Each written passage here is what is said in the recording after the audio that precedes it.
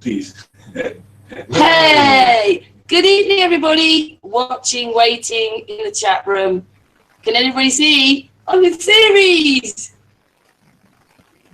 I've come to visit him in the Netherlands, as I've just been told to say. Anyway, today is the 31st of August, Thursday the 31st. And on our panel today, we have artists from Germany. We have Patricia UK, Holland and Holland today, me in series, and with special guest Santos Bonacci from Australia. Hello, Santos. Hey, how are you guys? Fine, man. Hello. Good. So, Santos. How are you? Oh, great. Lovely to be with you. It's always lovely to be with you, Santos. Yeah, indeed. Thank you. We always look forward to Santos coming on our Hangouts. Yeah. Because he always has lots to say, don't he? Well, I'm glad. Yeah. True. I do have a lot to say because I research a lot, and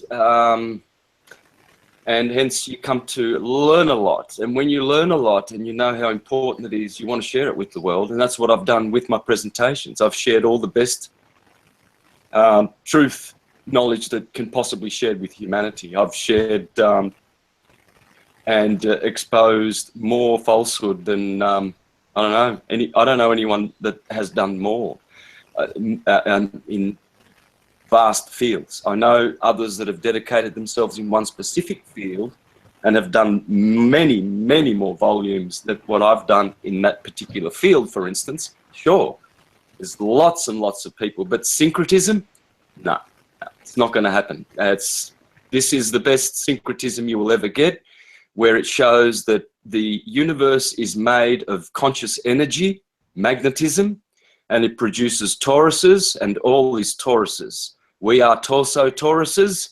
The terra firma is a terra Taurus firma creation, and I've explained how you model that energy astrologically, and how all the scriptures are speaking astrotheologically. They are registries of astrological and astronomical phenomena. In that sense, they are history. Otherwise, they are not history. They are literary documents, and I've proven that conclusively. There's a lot of people out there who rubbish my work about having proved that the Bible, what the Bible is, and I've proved it beyond any doubt, with the volumes and volumes and volumes of material that I have published, proving that the Bible is a literary document.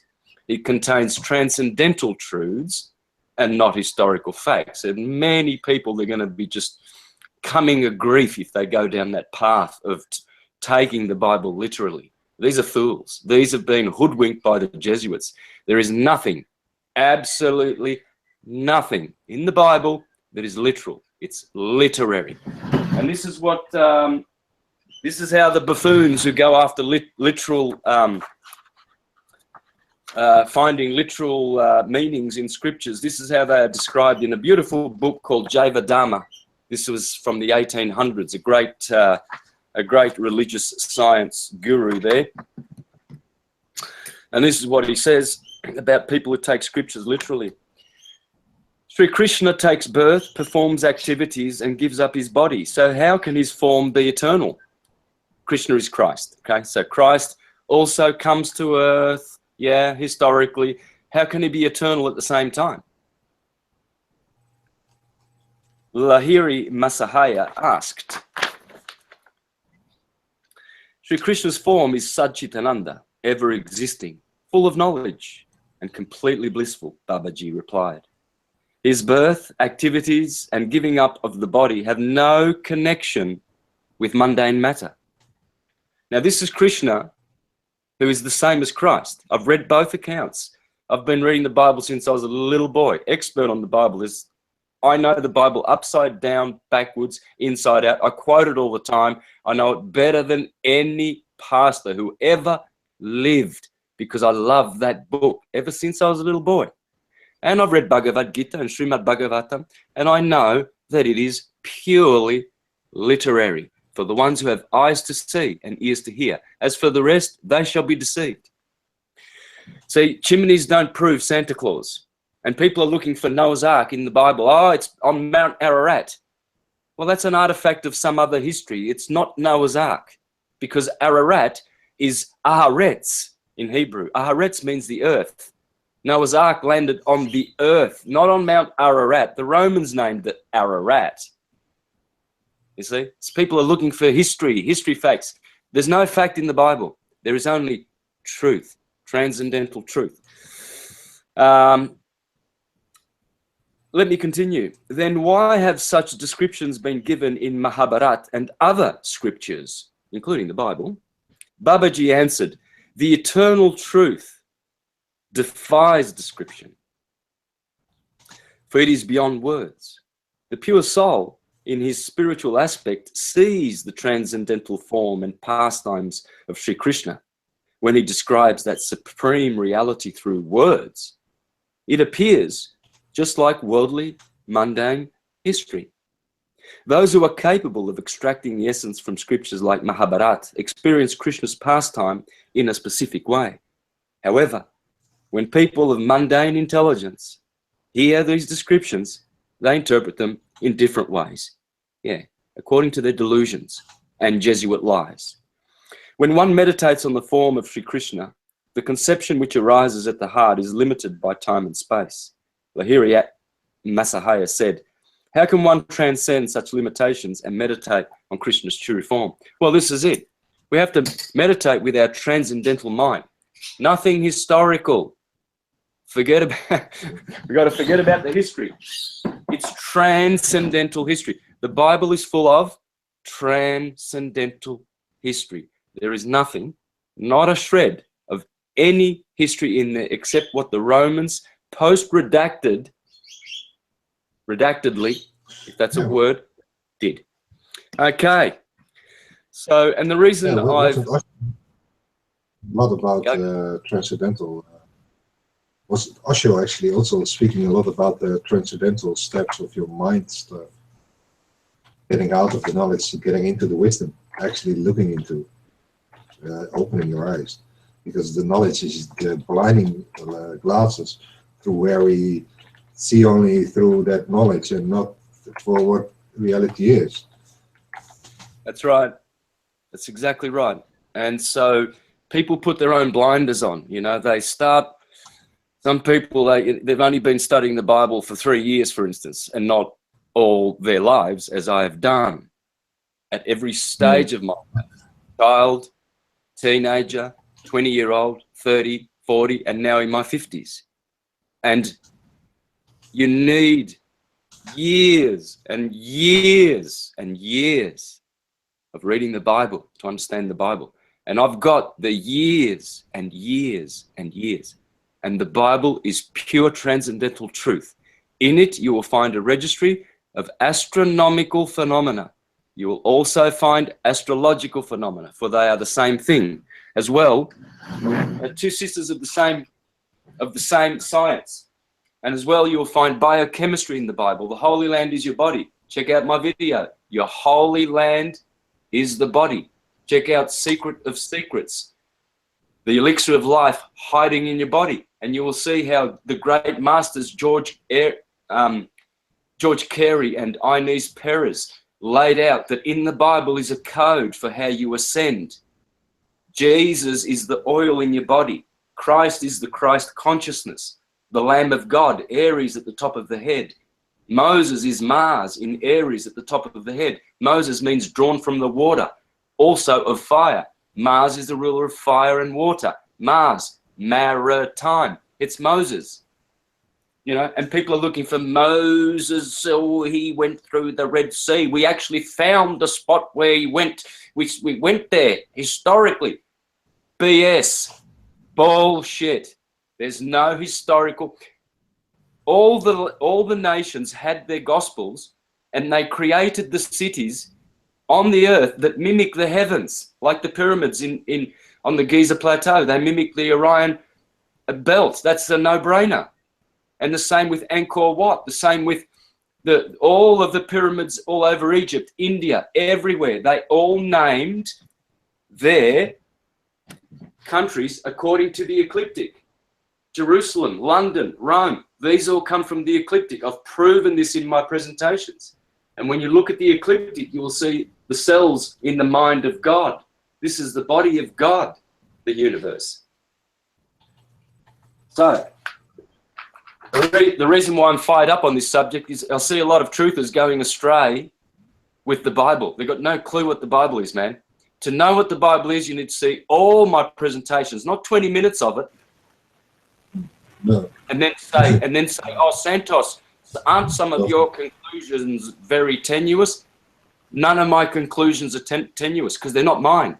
Everything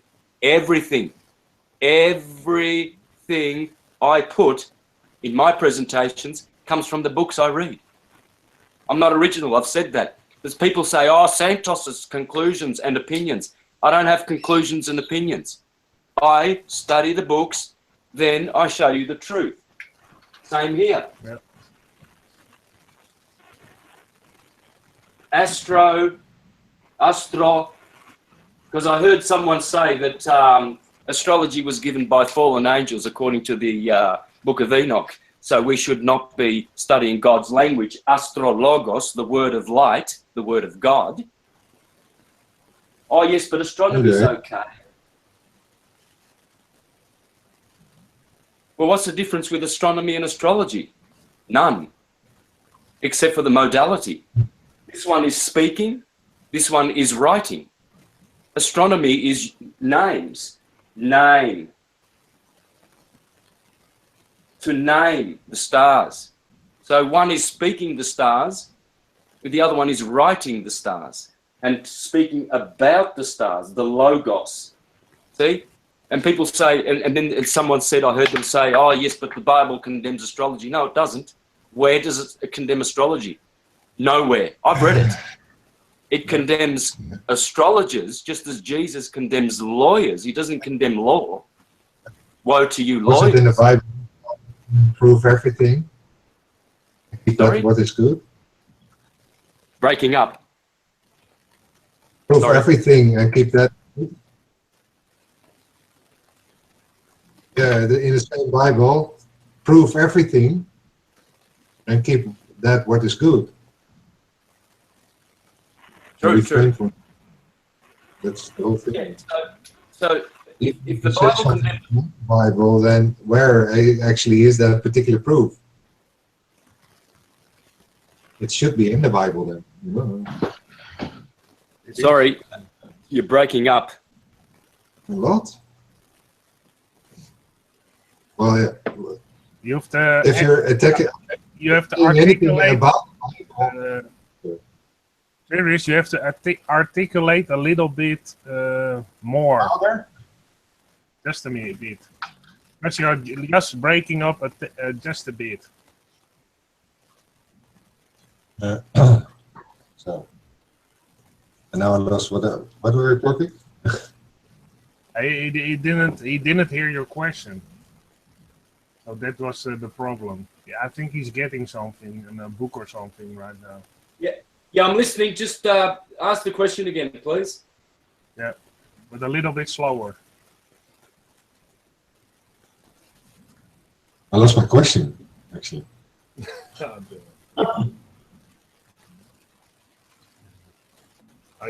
dear, well, I need to remember it now. I can't think of what you said, but I know what you said. Where were you talking you about? You were writing it down on the thing about what it was really, weren't you? Earlier on. Anyway, so the point is, why then? See, the Bible is full of astrology. It encourages astrology. Mm-hmm. How so? How so? Job 38:32. Well, there's God talking to Job saying, can you tell forth the Mazzaroth?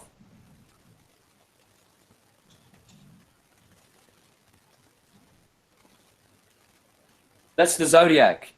That's God. That's God talking to Job. Can you tell forth the Mazzaroth in its time Can you tell forth all the constellations? Because if you don't, you do not know me. Because the Father is the source of energy. The Father is the firelight of the universe, sound, sonoluminescence, and it's the source of energy. Hence, the Mazzaroth, the ecliptic, is the only thing that can interpret energy and model energy. And how do you model energy? Well, this is what I want to show you today to prove that astrology is the universal science. Then we basically all are energy. The plants, the people on the earth. Because as soon as I see half-truthers discrediting astrology, mate, I'm going to run them out of town. I'm going to shame them and disgrace them for their stupidity. How dare they say that the Bible condemns astrology? And if the fallen angels did, according to Enoch, did teach man, some of mankind, the fallen arts, that just simply means they taught them an inverted version of the true science. Because the true science is the science of energy, which is astrology.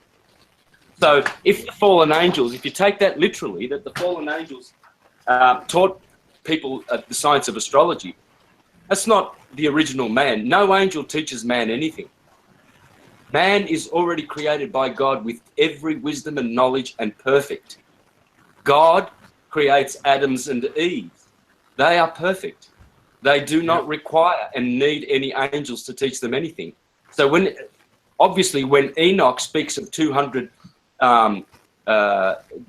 fallen angels who came and taught how to make, steel and fabricate with metals and music and astrology and all of these sciences, yes, perhaps they did. Like the Jesuits started teaching us about the globe.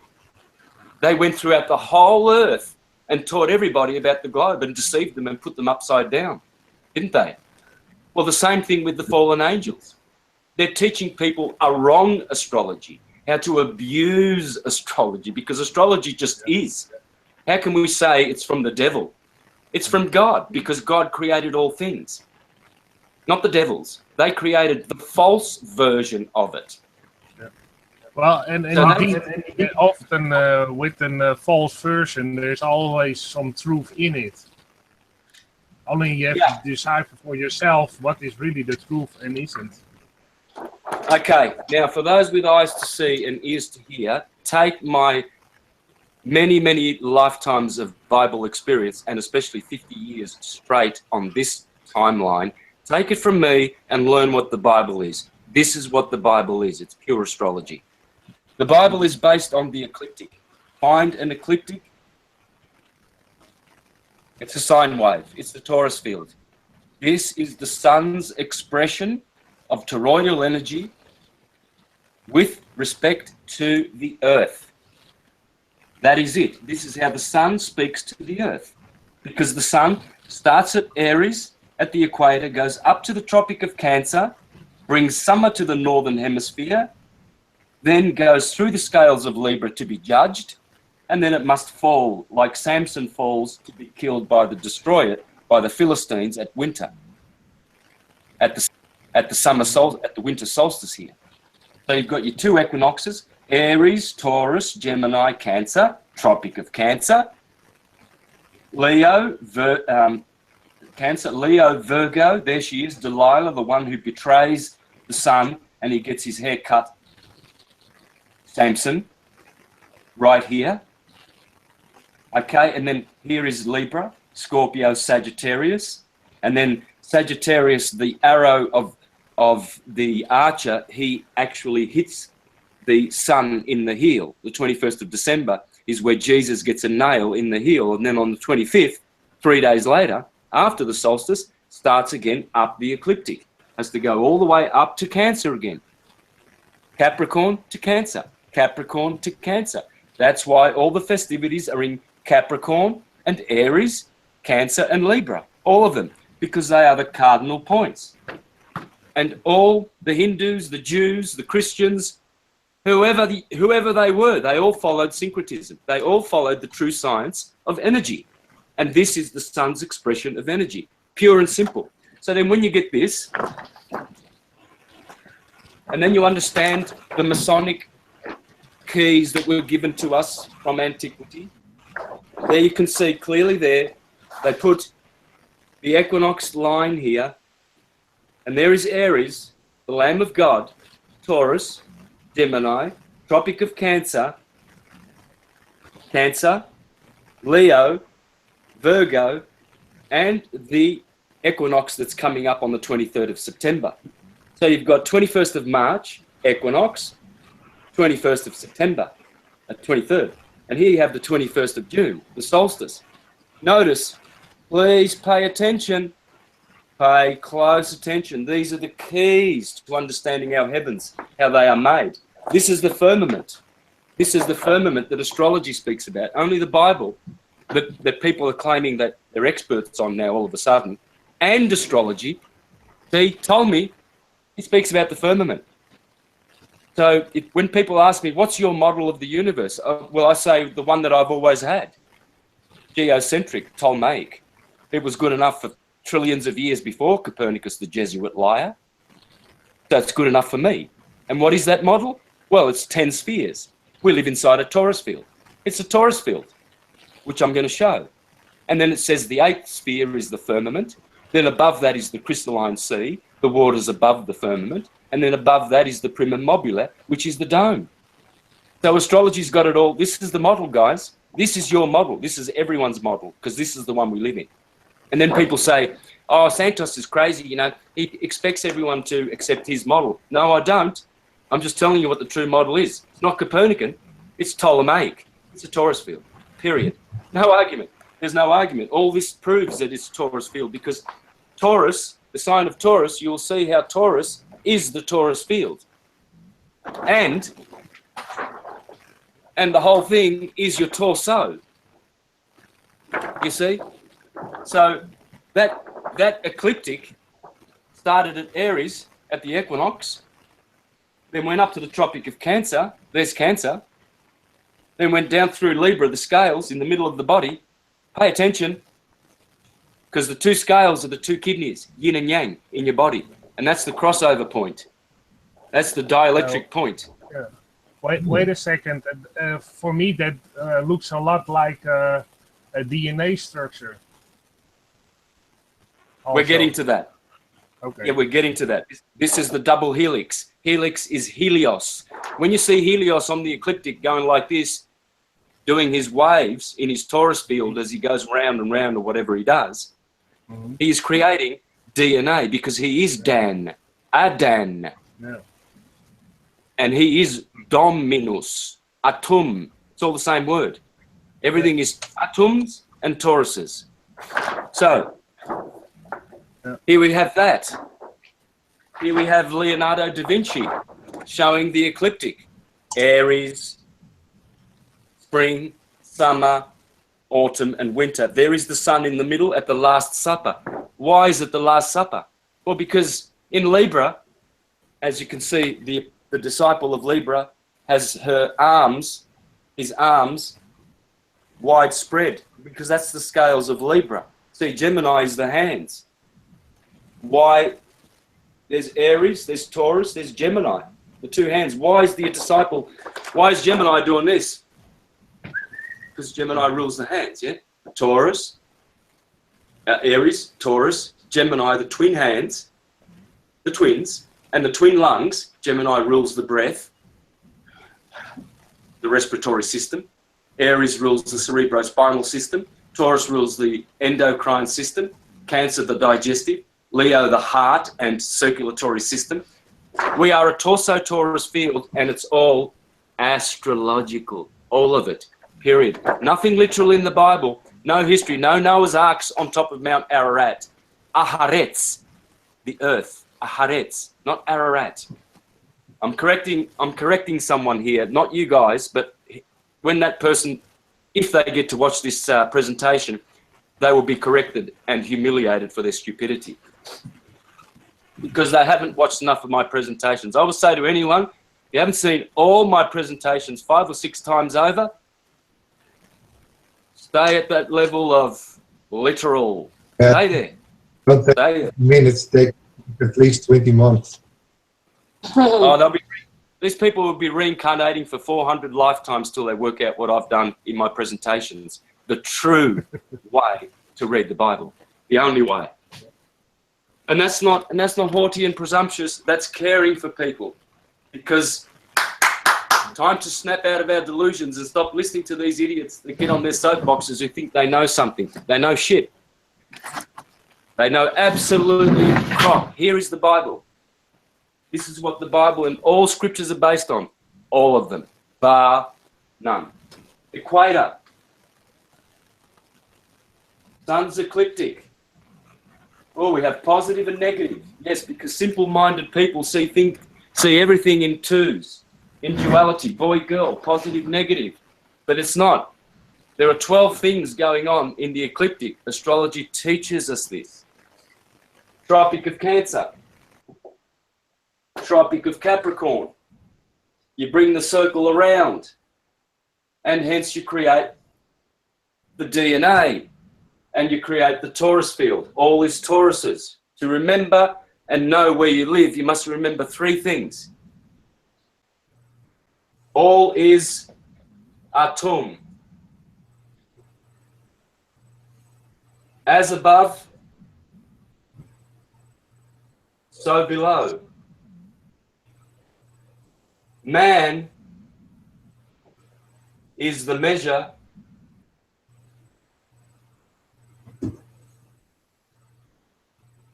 of the universe.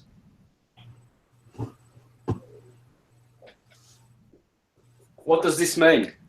Well, all is atum. Atoms, your anatomy, are millions and millions of torus fields interlacing into one torso torus field, which is your body, which came out of a uterus as it slipped past the clitoris, and you were born with your torus torso. So this all is atum, because all is these torus fields. They have a dielectric inertial plane, then they have diverging centrifugal energy. And so we have here the Tropic of Cancer. Cancer. This is what the Bible is made of. All of this. Even in Job, the Bible, God says, can you see Ursa Major in Cancer? Do you know how to tell the Pleiades in Taurus?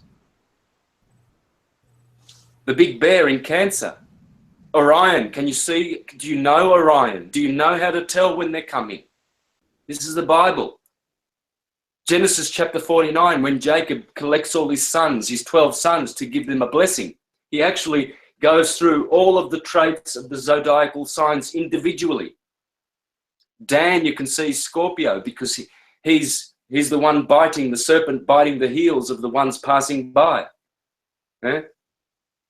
It's astrological. Jacob has 12 sons.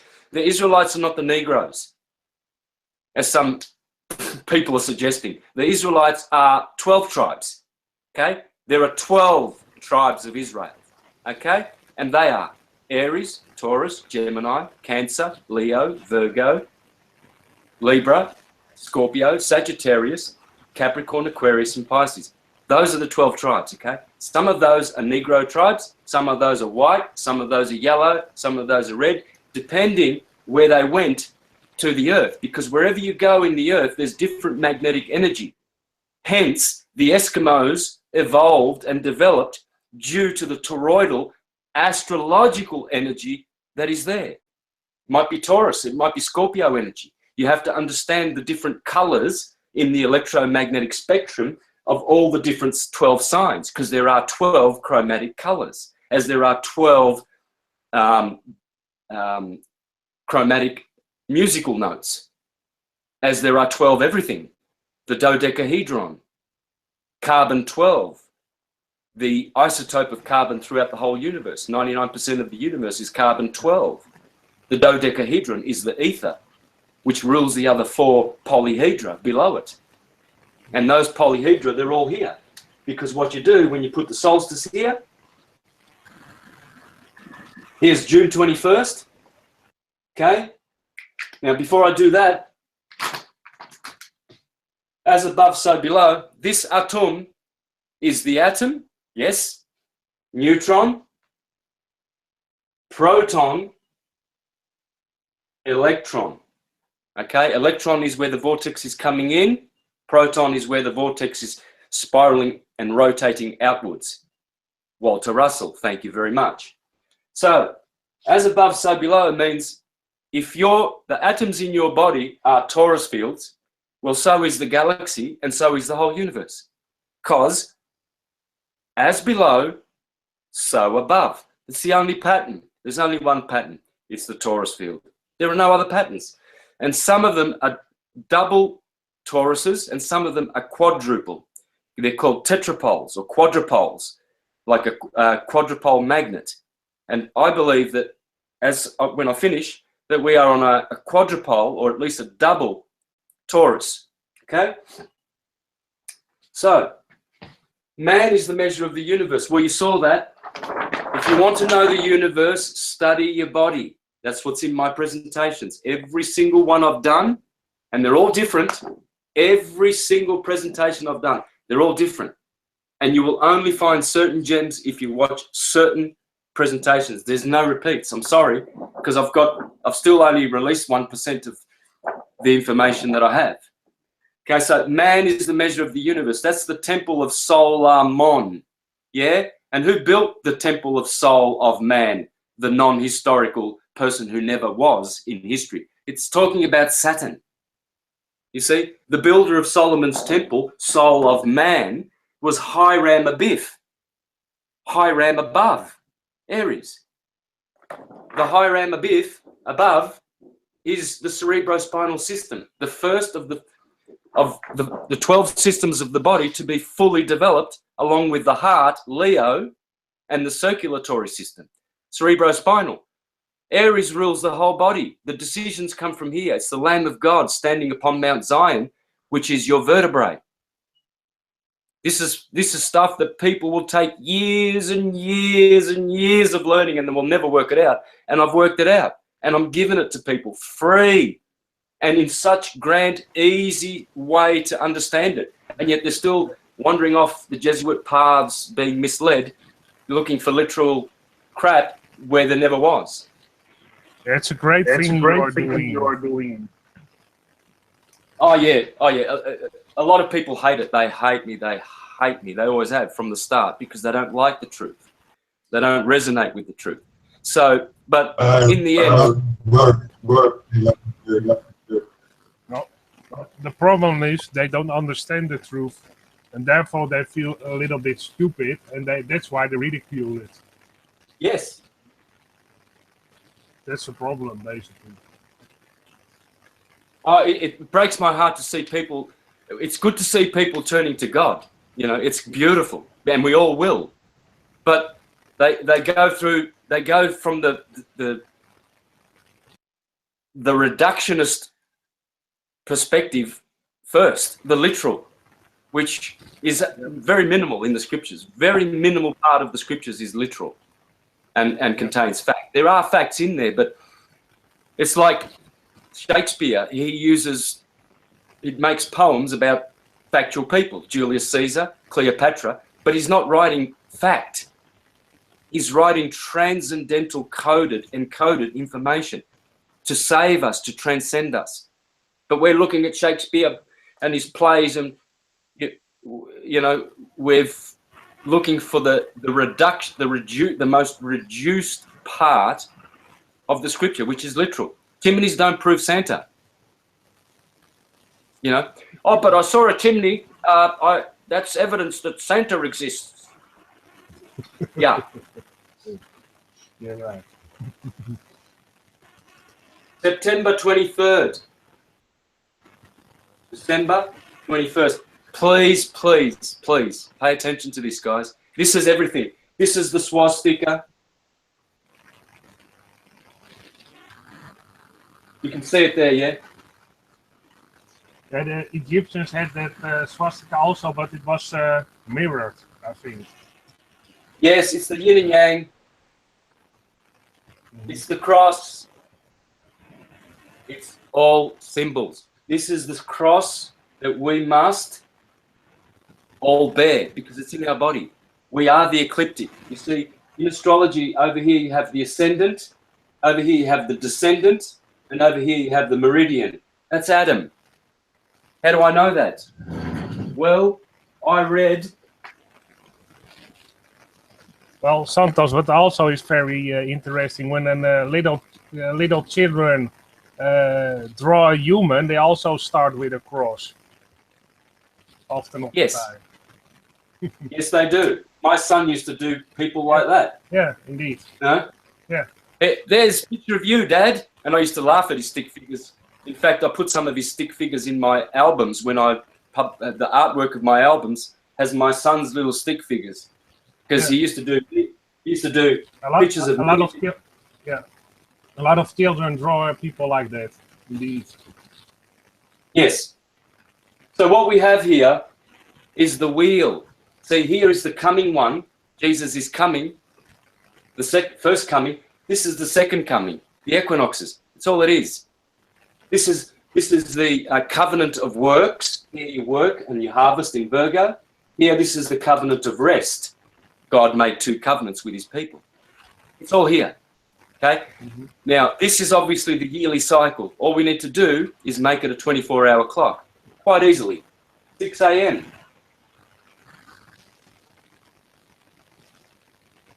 12 p.m.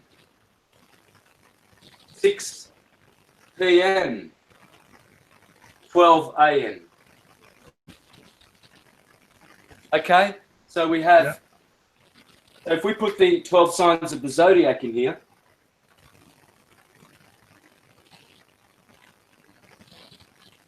I'm really simplifying billions and billions of data of information so succinctly for you guys. If you have any idea how important this is the most important thing you will ever learn, ever, in any universe you will ever go to.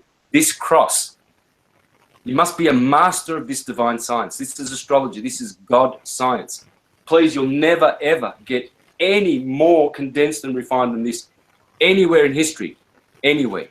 It won't happen. This is where you will grow in leaps and bounds beyond the rest, beyond the animal thinking types of the herd mind of this world. Okay? Now, this line here is the meridian. It's called the meridian. As I said, ascendant in the east, descendant in the west. This is Adam, Adam Kadmon, because Adam is atom, and we are all atomites because we have anatomies. Okay, Adam means red. Yeah, and Adama, the earth, means red earth. Red is red shift, blue shift. Blue shift, red shift. Blue shift at Cancer, red shift where Saturn rules in Capricorn. It's the Taurus field. Okay? So everything of that side of the meridian is called anti-meridian. Or AM, because that's the meridian. So if you were born at 6 o'clock in the morning, your sun will be somewhere here, either in this house, depending on what latitude you live, but you will have the sun either in the 1st or the 12th house. 3, 4, this is King Arthur and the Round Table, guys. 5, 6, 7, 8, 9, 10. This is Jacob and the 12 Israelites. This is Ishmael and his 12 children. This is the loaves of bread, the 12 loaves of bread in the tabernacle of Moses. This, Josephus says that. Josephus and Philo of Judea say the whole Bible, all of it, is astrological. All of it. And Josephus points to the loaves on the bread and everything and all the 12 and the 7 candelabra of the menorah, says that's all the 7 planets and the 12 signs. Can, thou tells false Mazaroth? Because if you can't, you're an idiot. If you don't know the zodiac, you're an idiot. Basically, that's what God is saying to Job in Job 38:32. You don't know my energy, you don't know me and how I work through nature, get away from me, you're a Satanist. And you've obviously followed the fallen angels who taught a false version of this true science. So everything after on this side, this is PM, post-meridian. Okay, PM. That's why we've got 12 PM here and 6 PM, because this is the post-meridian side and this is AM. Okay, someone who was born between 10 o'clock and 12 o'clock in the morning, like Donald Trump, he's got the sun, he's a Gemini, and he's got the sun in the 10th house. Big career, man. He's got Uranus up here as well, and a couple of other planets. These people just shine in the public, because this is the public, this is the private. So someone who's born before midnight, between 10 PM, these people are private. These people love their property, their home. Yep. Security in the private, public. Someone who's born between 4 AM and 6 AM, sun in the first house. The first house identifies the character and personality of the individual, because it's the first, this is the first sign rising. So it's the rising sign. Rising, 6 AM. Ascendant is another way of calling it, the ascendant. Okay, so is that also your ascendant to calculate your ascendant sign? Yes. So you need to know what time you were born. For instance, I know I was born at 4:19. So here's my chart, and you can see the sun. The sun is clearly in the 7th house with a whole bunch of other planets. This is all about. This is all about understanding others. This is the house of partnership and marriages. Okay. Now, so I was born at 4:19. This is the midpoint, midday, MC. Okay. So everything here is PM, and all of this is AM, and here is the ascendant. And what is it? Leo. Leo rising with Mars in Leo. Fiery heart. This is the heart. And Mars in Leo makes a very, very passionate individual. Fiery, okay, and intuitive in the heart. But that's the rising sign. See? So here's 6 AM, 12 PM, setting. See, my sun, it was late afternoon, and the sun is about to set. This is the setting point. That's why all people who have their sun in the 6th house usually have health problems, because that's the sun is set. It's weak now. It's debilitated. It's gone. Over the edge, over the west. Okay, so that's very clear. Yeah, so what time were you born? I was born 12 May. The 12th what May. time? AM? I was born 11 AM. 11 AM. Okay, so you're a rock star, man. Big public. Depending on how the sun might be, the moon might be over here, and that might be a square, depending on the aspects to your sun. If your sun is exalted, like my sun in Aries, or if you've got Leo or Sagittarius, the sun loves fire, and it's in the 10th house, should be extra better career. But if the aspects are bad, like squares are not good. Trines are good. See, a trine is 120 degrees. A square, these are, if you've got a lot of squares, they're red lines in your chart. I should do them as red. The red squares, so if you've got a moon over here and a sun over here, you're probably going to have some trouble in the career, because that square will guarantee it. Okay? Oh, yeah. Because as Pythagoras said, this is the harmony of the spheres. And the sun, when it travels on its ecliptic, he's creating his own key signature frequency. The moon has hers, and they have different planes. And where the planes intersect, they are called nodes. And so this is why at the eclipse, everybody saw only the sun and no Rahu and no moon, because you never will. All you will see is the cancellation of their song. They are singing. And when they come together in the nodes, that's a crossing point in their two Taurus field energies. And as their Taurus fields come together, those nodes,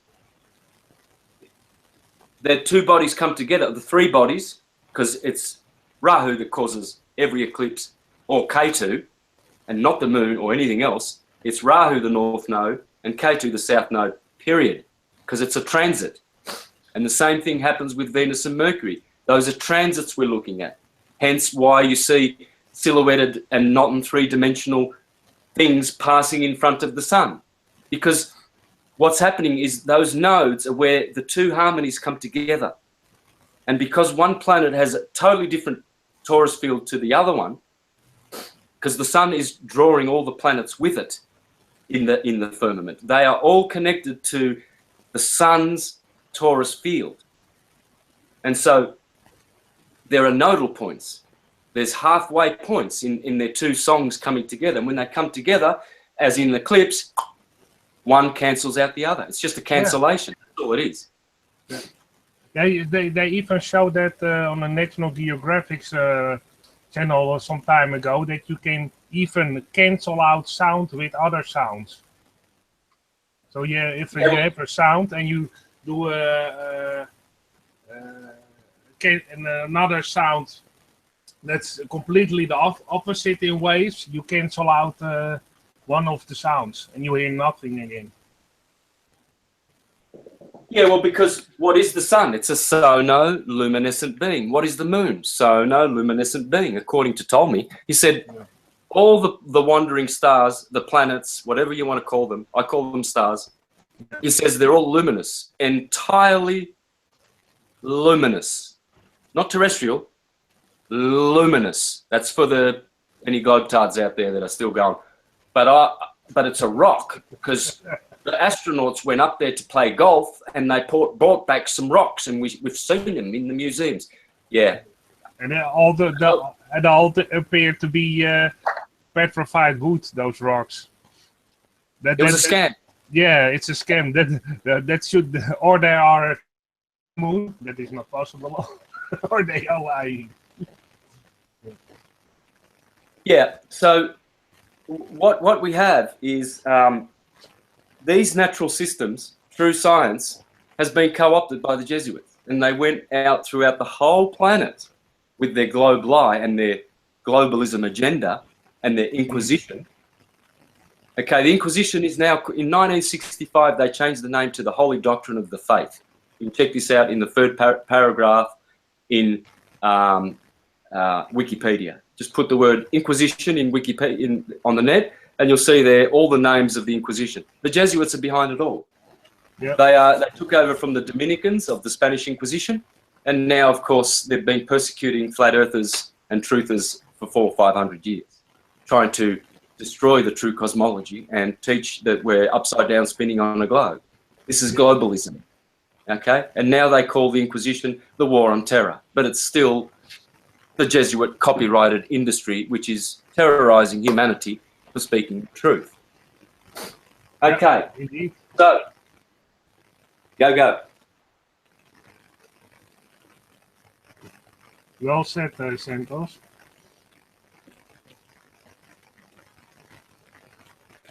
This is where we live, guys. And this is not me saying it has to be like this. It has to be like this. All is Tauruses. All is Tauruses. God is a Taurus. I've proven it. Deuteronomy 32 verse 4. It calls God a Tsur, which translates into rock, which is just a Tur. A Taurus field. That's God's name, guys. Tsur. Yes, El Shaddai, Elohim, Adonai, Jehovah, the Lord, but it's also Tsur. Okay? Very important. Deuteronomy 32 verse 4. Because God is a rock, because Taurus is a rock. These are rocks. They're golden eggs. They are rocks of creation, because that's how you make rocks, with Tauruses. You see? Yeah. These are all the animals. Tortoise. You see? They laugh at us. Oh, God put a tortoise under the flat earth, did he? Yeah, he did. He put a Taurus field. Like your torso. He put a Taurus field in your torso, and that's what you are. Yeah? And you are also atum. All is atum, because you had an atum me and a torso, proving that all is atum. There's no running away from it. That's the model. Because I've just described your body, which you can see. So if I've described your body and all as above, so below, and man is the measure of the universe, I can describe the universe, and I always have in my presentations. This is it. It's the ecliptic. Up to the Tropic of Cancer, down, does a little figure 8 in here, crosses over, and then it goes to the bottom of the Taurus field. Okay? And this is how everything works. Blue shift. I've done about 20 presentations on this design since 2017. I don't think anyone, well, I don't think a lot of people have even watched them, because if they would watch them, I know Chris has, because Chris got his model of the universe from the Taurus field, which I have been saying for years, especially, and since I've become a flat earther. That's the model we live in. It's astrological. I'm going to prove it. I'm going to read from Ptolemy and show you that we live here. We live on this dielectric. This is the plane of inertia. Plane of inertia, which is the planet of Eartha, okay, Eartha, and it's terra firma. Terra firma. Terra is Torah, Taurus, because this is the Taurus, the Tauri. The tree is a Tauri made by Thor, who is that's Thor, that's Jesus, because Jesus is Jupiter Zeus. Yeah, Jupiter Roman, Zeus Greek, and Nordic or Teutonic, Germanic, Thor. It's the Taurus field. That's why Thor, Arthur, has 12 knights around his table, because energy is a 12ness. Simple. There's your planet of an Earther that we live on. We live on this plane. And then, where else do we live? Well, Ptolemy says the first position is the Earth. Okay? Not the sun. It's geocentric, Ptolemy. Geocentric, guys. Everyone, all of humanity, by work of the Jesuits, the evil Jesuits, they have turned their backs on our true cosmology. This is biblical. I'm going to prove it. This is the Bible model, and it's the astrological model, and it's the model we live in. Astrology dictates it. Astrology has the answers for everything. I'm going to be making videos from now on. I'm going to be busting how astrology knows everything, and astrology has all the answers. And no other field of knowledge can answer things like astrology. For instance, why you never see the moon for 15 degrees either side of the sun. You'll see the moon waning at the 16th degree when she's conjunct the sun. Then at the 15th, poof, invisible for 2.5 days. And then you see her at the new moon, the crescent again, bang, she's at the 16th degree. You can sight her in the skies. Well, astrology tells you that. It says anything within 15 degrees of the sun is under the beams of the sun, under the rays of the sun, cannot be seen. Okay? It's combust. It's being burnt up by the sun. Therefore, you'll never, ever see the moon and the sun together, ever, because the sun is too powerful for the moon's light. Not the moon rock.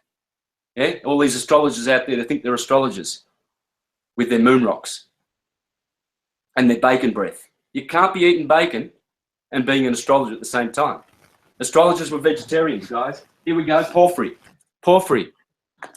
Two most famous astrologers, my favorites. This one because he was vegetarian, geocentric, as Ptolemy, but Neoplatonic, okay? That's why I respected them. But these are the two most famous astrologers. We still have the Porphyry house system today. See that house system I showed you? Yeah? Porphyry has a house system. And it's one of the most famous. This guy, see? Abstinence from animal food. It is disgusting, disgusting for an astrologer to be eating dead carcasses and having bacon breath when doing chart readings. These are demons. The Bible condemns astrologers. It does not condemn astrology. Never has, never will. I've put offers up to people. I'll give you $1,000. Show me one scripture where astrology is condemned. Okay. So, It needs the what pure does, to be understood. so what does Ptolemy say? Well, let's read the Ptolemaic true cosmology. This is where we live. This is the true cosmology, guys. It's in this torus and on this inertial stationary plane. It's easy to prove the Earth is stationary. It's a no-brainer. It doesn't move. If there are seismic machines that can detect 1/10 of a millimeter of movement of the Earth doesn't move. Simple. Okay, unless you've been seduced by the pedophile Jesuits, that is, which most people are. Okay, here's the world. The world is divided into two parts, the elemental region and the ethereal. The elemental region is constantly subject to alteration and comprises of the four elements, earth, water, air, and fire. The ethereal region, which philosophies call the fifth essence, encompasses by its concavity the elemental.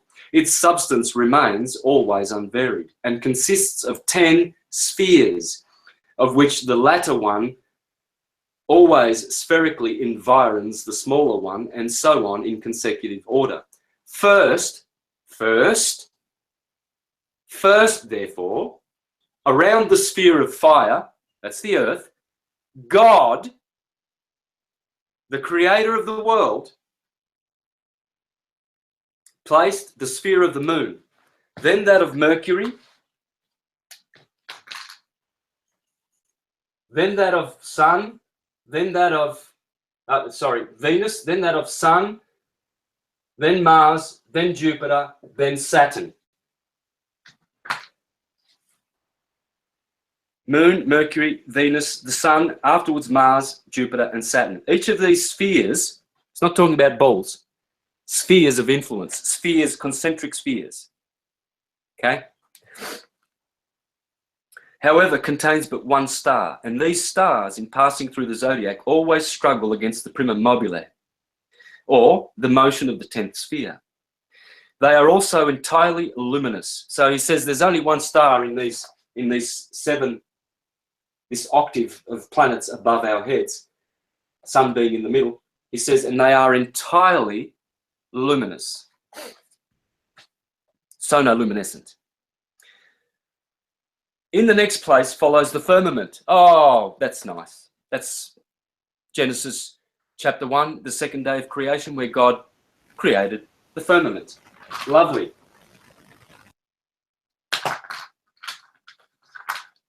What's the firmament? Well, it's the ecliptic. It's the zodiac. It's the firmament. It's the stars, the sun, the moon, and these are actually in the firmament. These seven spheres, they actually are part of the firmament, because that's what Genesis, the fourth day of creation, where God says, and he placed the sun, the moon, and the stars and the planets in the firmament.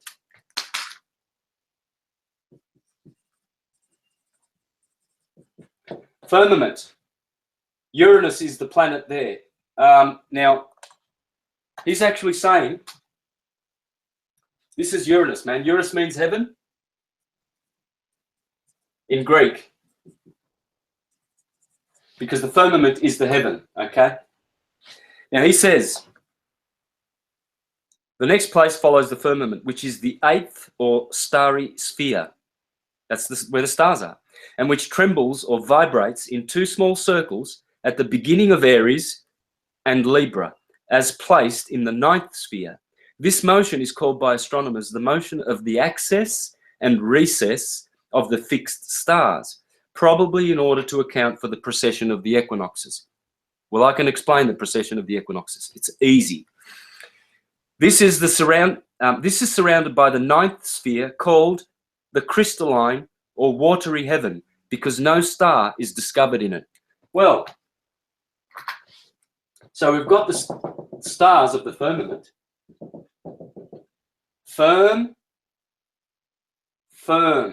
terra firma. Uranus is the husband of Gaia. Remember in the Greek legend?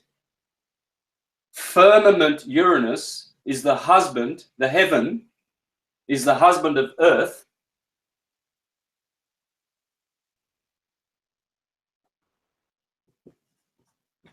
Gaia, terra firma. Pay attention, folks. Uranus is the husband of Gaia.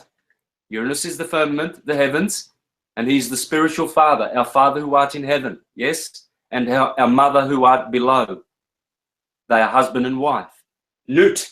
Have you seen Nut and Geb of the Egyptians? The star goddess, the firmament? It's exactly the same. It's a Taurus field. Yeah, that's why they always say Mother Earth. Yes. The crystalline sea, Ptolemy says there's no star found in it. Well, there is. He says there's no one star in the firmament. It's Uranus. Here is Neptune. Neptune is Poseidon. Who is Poseidon? The god of water. That's the waters above. It's above the firmament. This is the model we live in, guys. The waters are what they probably call the Kuiper belt or the Van Allen belt. Or who knows what else probably the firmament is what they call the Van Allen belt. And the 10th sphere is what is the dome.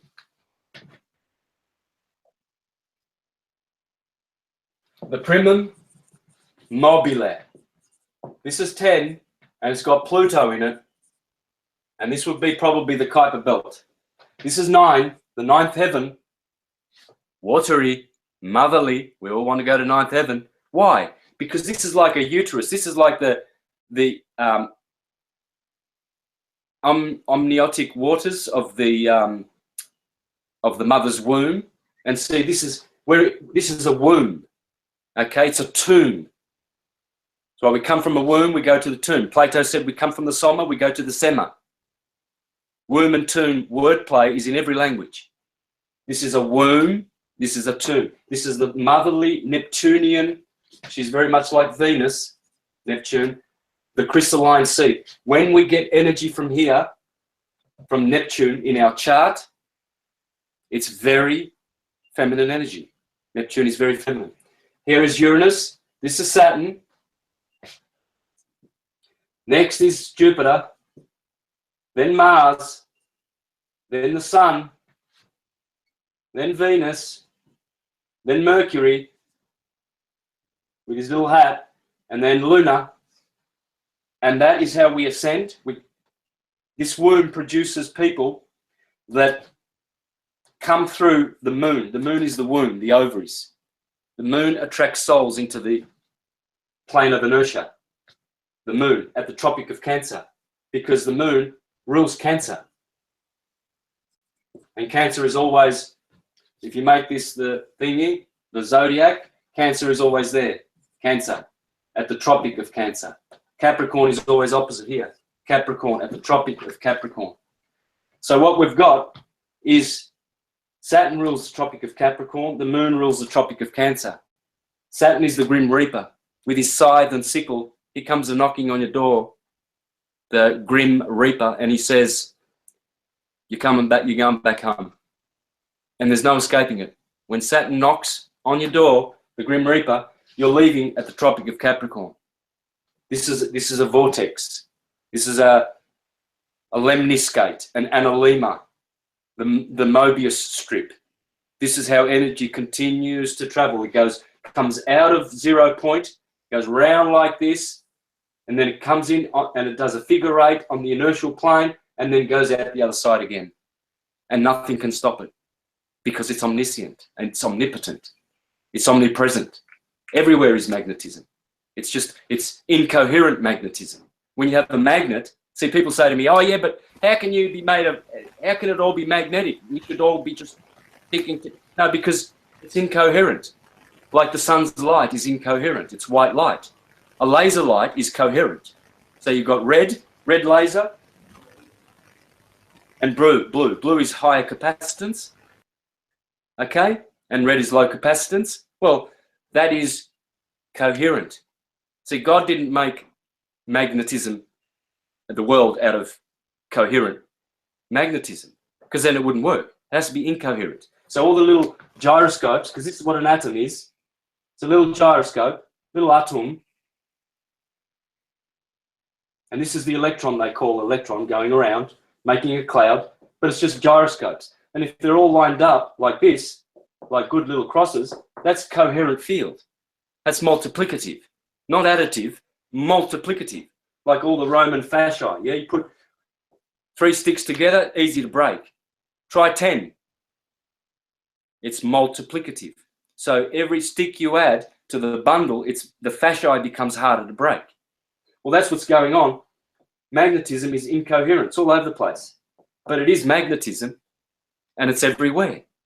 And this is how magnetism expresses itself. There's only one way. There's only one story to tell. And all the Gospels and all of the Old Testament, of course, including the New Testament, they're one and the same. You see, Joshua gets betrayed by his brother Judah, 20 pieces of silver. Jesus gets betrayed by Judas with 30 pieces of silver.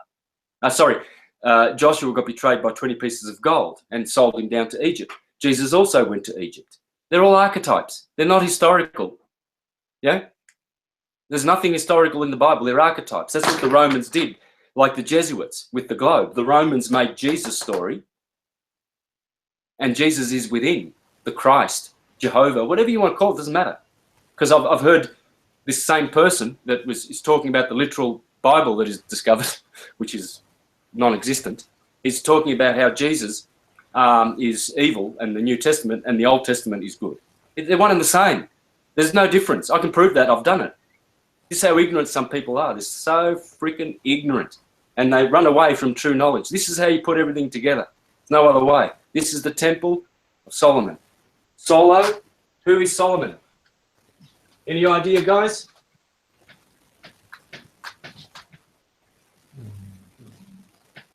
I'll tell you who Solomon is. There you go. Solomon. That's Solomon. Huh? Sol. Oh, the sun and the moon. Oh, the sun and the moon. All by himself. Moon. Oh, that's so All by tight. himself. Sun and moon.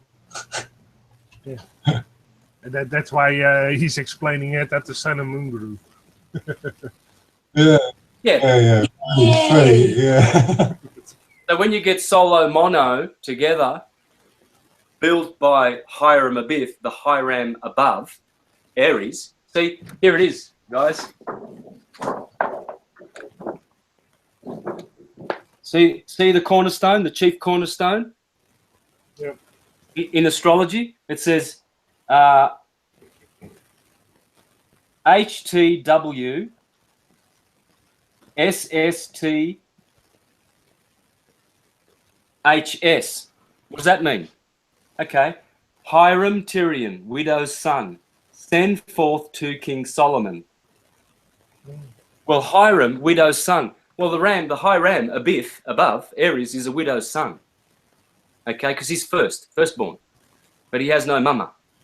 Okay? Hiram, Tyrion, you know what Tyre used to produce? The city of Tyre before Alexander the Great destroyed it, and Nebuchadnezzar the Great destroyed Tyre, the Phoenician maritime city that went to Venice. The Venetians, who are the maritime masters of the world still today. Well, when Tyre was destroyed, they were making purple. Yeah? So Hiram, Tyrion, means the Hiram, the crown chakra, is purple, violet. So the Hiram is the ram is always decked in purple. Yeah? The Lamb of God, decked in purple. Well, Hiram, Tyrion, is the Hiram with the Tyrion, the violet chakra, widow's son, send forth to King Solomon, because he sends forth through the body. He sends the cerebrospinal fluids to make the corpuscles, to make the body. My knees, my toes, my nose, my hands, they all come from my brain, from the cerebrospinal fluids of Hiram Abith. Just give me a tick, guys. Yeah. Great presentation.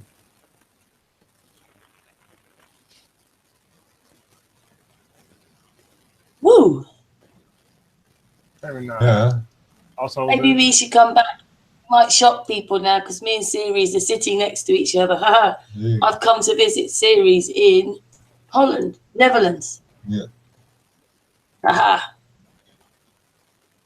You know why it's called the Netherlands, Karen? What's that? Nether is lower ground, because the most part of the Netherlands is below sea level. That's why they call it netter, and netter is low, and that's why they call it Netherlands. It's low land, basically. Right, I get that. Lowlands. Did you work out those differences, by the way, while we're waiting for Santos to come back? Did it work out like you thought it did? That's my, because neder in Dutch, neder is laag, low. Neder is translated in English, it's low. So it should be called, if you translate it correctly, if you translate Netherlands correctly in English, it should say lowland. Because netter is just, they speak it out a little bit differently, but basically netter is neder in Dutch, and neder is laag, and laag is low. So it should be called lowlands. The lower lands. The lower lands. Yeah. Because most of the Netherlands is below sea level. Yeah, as far as I can see, at least 2/3 of it. Yeah. Only a slightly a small strip on the east side of the Netherlands is below above sea level. Yeah. Artist, did you look up the miles then between the airports? Yeah. Yeah. What did you come up with? It's 305 miles between the airports. Roughly, or so it's give or take a mile. Okay, well, Santos is back. We'll talk about that another time. 305 miles. I already calculated it into 522 miles per hour for a prop plane. 522. Oh, just 500. Yeah. From where? Yeah. From where? From London to Holland? Yeah, but it's Holland. It's all the way to the east side of Holland, because we also have an airport almost to the east side of Holland. So that's a longer distance. Can I just explain to the chat room that I came over to see series today, and they told me that the plane flight would be 1 hour and 10 minutes, and I did think it was really quick. But anyway, you know, we landed, and then they said we made up half an hour, 35 minutes, which meant they made up half the journey. So it took like 35, 40 minutes to get to Holland from England. That's very fast. And the miles that the plane had to be going 500 and something miles an hour, but I was on a propeller plane, and they don't go that fast. So that's crazy. Crazy? Maybe the new ones. Yeah. I was in a normal jet plane.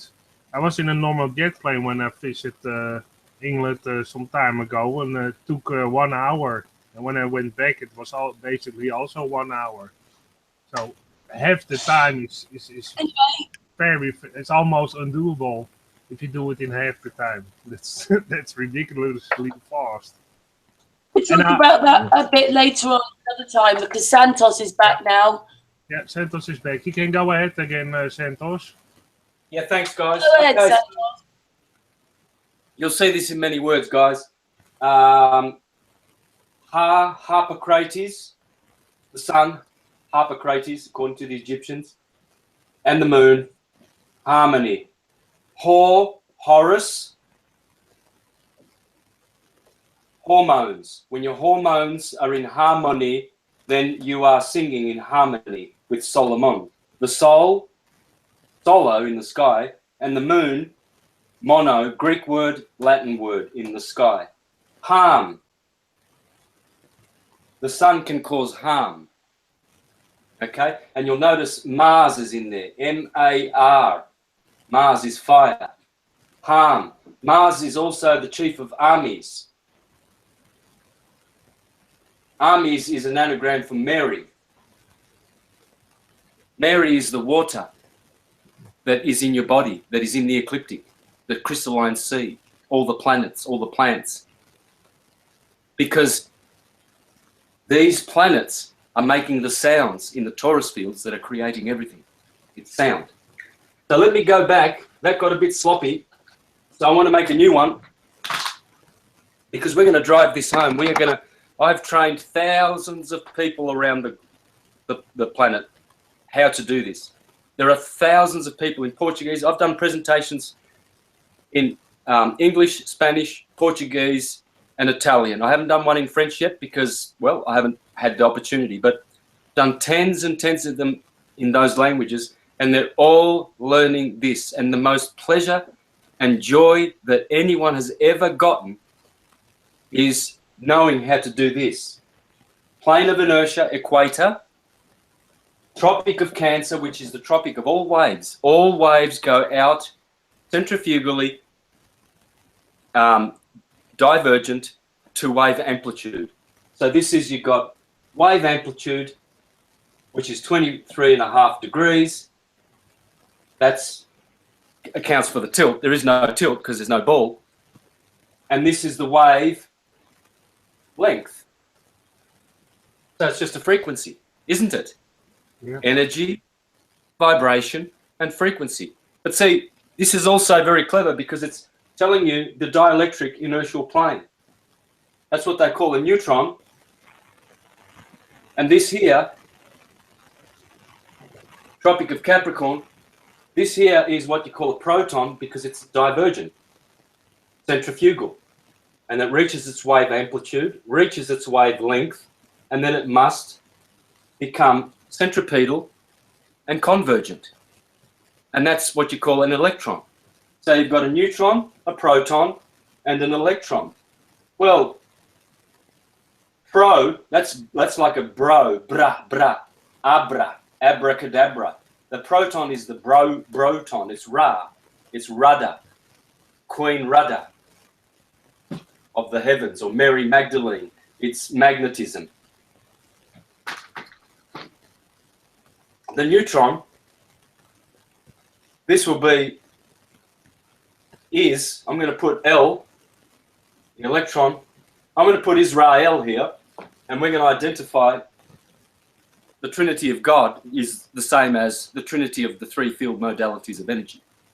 Dielectricity, magnetism, and their child, electricity, in that order. Dielectricity is black light, cold. Electricity is magnetic light, warm, white. And electricity is red and blue, redshift, blue shift. Redshift, blue shift comes from the two interacting modes of the two original fields, dielectricity and magnetism, rest and motion. So what we've got is Krishna. Red and blue is also purple put together. Yes, it is. Yes, it is. Hiram Abith, Hiram Tyrion, widow's son, sendeth forth to King Solomon. King Solomon is you, soul of man. Yep. Okay. So neutron, proton, see the Ra in pro and electron. One is radiating, because the 18th letter of the alphabet, Rho, is a rhotic. The Greeks call it a liquid sound. L and R are pronounced in the same place on the palate of your mouth. L and R. Right and left, R and L. 12 and 18. 12th letter L, 18th letter R, right and left. 18 is a half of 36, 360 degrees. Half of that is 18, the letter R, Ra. Okay? Ra. 9 is half of that. 9 is the letter I, Jesus. That's why Jesus is always Inri. Inri. I, the number 9, the number 18, 666, which is all to do with circles. The sun is the master of these numbers. The sun is always I, the letter I. It's the heart chakra, I, of the 7 vowels. We have 7 vowels, not 5. And I is the sun.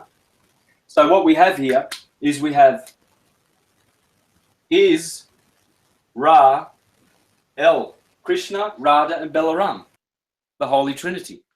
And that is dielectricity, magnetism, and electricity. And so when we start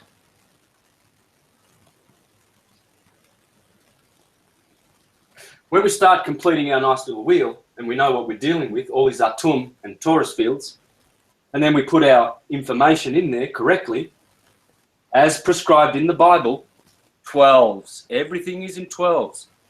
12 trees with healing in their leaves on the riverbanks in the garden of paradise. 12 pillars in the temple of my God. 12 precious stones in the ephod of the high priest Melchizedek. It's all 12, because these are the precious stones. Remember, it's a rock.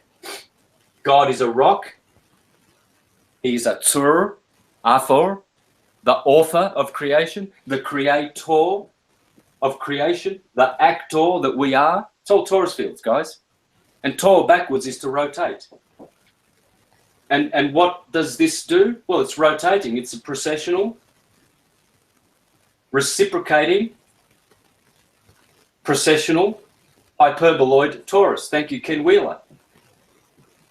Reciprocating, processional, hyperboloid Taurus. Well, here's the hyperboloid, the hyperbole, the tree, the Tauri in the center, which is an arbole in Latin. Arbole, arbole, un arbole, arbolo. That is a tree in Italian, okay? Bol. This is the tree, this is the Taur. So we have a bull and a Taurus, creating turbulence. But what's funny is that arbol is almost aardbol in Dutch. We call Earth the aardbol in Dutch. So that's also very close. The aardbol Yes. is earth ball.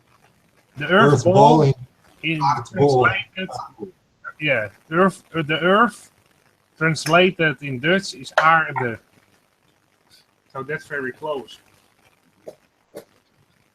Also, Yeah, I'll show you later my PowerPoint presentation once I finish with the whiteboard. that's also Show me- very, very interesting. A lot of Dutch words and also German words almost are the same in your presentation. So those words are just a little bit different, but basically they sound the same in almost all languages. But that's also very interesting. Okay, at this point, I'm going to share my screen. I still haven't finished reading from Ptolemy, but that's the way I do things. I always digress for good reasons, okay? I try to look after the little sheep that need to learn these things. I'm very motherly in my energy that I want people to learn properly, carefully. Don't be misled by the Jesuits. Mm-hmm. So you'll notice that in me, I'm very fervent in my zeal for the truth because I have the truth. Okay. Now, can you see that? Yeah. All right. Well, let's have a look at what bol means in Dutch. Hyperbole. See the hourglass in the middle? That's the hyperboloid, the inverse of a sphere. This is the inverse of a sphere, and it creates a bol, B-O-L, bulb, B-U-L. What else do we have? Blow. It's blowing. It's boiling. It's a dumbbell. It's a belt. Bell. Ding dong bell. Yeah, it's all the same shit. It's all the same stuff, guys. Bulb. Can you see that orgasm Taurus field coming out of that bulb? Yeah. Yeah, see that purple Hiram Abith? Tyrium? This is the ram. This is the crown chakra. It's always purple. See how it's exploding. It's a Taurus field. Beelzebub. Look at Beelzebub. Beel. Bull. It's the hyperboloid, guys. There it is. Look what a little Taurus field can do. Bulk. Tubular bells. Tumble. Tum and bull. Taurus and bull. See the rotating Taurus field. Torah is rotate. Taurus. When you talk, what are you doing when you're talking? Well, you're making Taurus fields. You're telling a story. You are an orator, an actor, creator, author, tutor, motor, rotor, astor, storm, history, plethora, theory, thorough, agitator, ancestor. Our ancestors, what were they? Well, they were Tauruses, because it tells you, ancestors. attorneys turning you over to the devil. Store, these are storehouses. Mentor, contractor, creditor, try. What does it mean to try? It means to Torai, to create a Taurus. Curator, doctor, grantor, inventor, yeah. Janitor, restore, torture, victor, capacitor. I haven't even started. I've probably only spent 5 minutes making this list. There's billions. Here he is. Thorn. He has a thorn, a crown of thorns. Well, he has 12 disciples as well. But wait a minute. Arthur has 12 knights. He is the true Thor with the crown of thorns. He also has thorns and authority because he is the author. Yeah? And here's the Bible, Deuteronomy 32:4. There you go. He is the rock, Tsur. His work is perfect. Of course, all Tauruses are perfect. He is a rock, stable in his nature, invincible in power, fixed and immutable. Here we go. What does Tsur mean in Italian? It means blue. What's the color of Krishna? Blue, because it's blue shift. Azzurro. You know, when the Italian soccer team plays, they got blue shirts on. They're called, the international team's called gli azzurri. Well, that's Tsur, blue. Okay? This is Asua, the king of the Persians. Lazarus, that's Lazua. It's blue shift. It's all blue, man. Blue and red. Adam means red. The Tsar of Russia. Well, he's a Taurus. Mars, his name in Teutonic. Tyr, Tor. Mars is Taurus. There you go. Jupiter, Zeus, Thor, and his cows. Why is the god always, you know, killing cows? Mithra, Torah. Mithra is just an anagram for Taurus. Look at it. To thrust, Tor. To Thorust. Torso, Taurus. Vortex, Vort, Tor. Stavros in Greek means cross. Well, that's interesting. That's just saying Steve, Eve, Stavros, Taurus. Here I have a list of Taurus bull words, and then I've got bull Taurus words. Let's have a look at these. So Taurus bull. So this is the Taurus, and this is the bull. You got turbulence, table, stable, turbine, travel. That's treble. Tremble. These are trembling. They're vibrating, guys. They are terrible. They are double trouble. D and T are interchangeable. So double, that's tor bull. Trouble. Bubble means two bulls. And that's what you see. One bull here, one bull there. It's a bubble. A double bubble. To babble. But when you talk, Taurus, you are babbling. Bible. To papal trusts. The Bible. A bull is a trust. Okay, when the Pope decrees a papal bull, he's talking a bull. That's why the hyperboloid is related to hyperboloid. When you speak in hyperboloid, what does it mean? Oh, that was a hyperbole. I told you 1,000 times not to blah, blah, blah. Well, it wasn't 1,000 times. You only said it 3 times, but you exaggerated. You are using a hyperboloid. Hyperbole. Bottom. Okay, backwards now, back to front. We've got bull Taurus words. Okay. Is that also why some people call if you talk nonsense, they call it bull each? Yeah, someone who's speaking bull is speaking because the bull is the sound. It's the bell. It's making a sound. Bell. Okay. Yeah. It's the glockenspiel. Yeah. It makes sense indeed. Butter, better. It's making the world better. It's battering the butter. It makes bitter things. It's the potter of Memphis creating the world. Potter is just another way of saying bull Taurus. Buttress. Well, that's right in your face. No brainer. But, bull, B-U, Taurus. Buttresses for cathedrals. They act as bulls and Tauruses to hold the cathedral in place. Betray. These are betrayers. Bottle. What is it? Well, it's a Taurus. Battle. Battu in French. To beat. Beaten. You see, bull means blue. It's an anagram. Bull is blue, Taurus is red.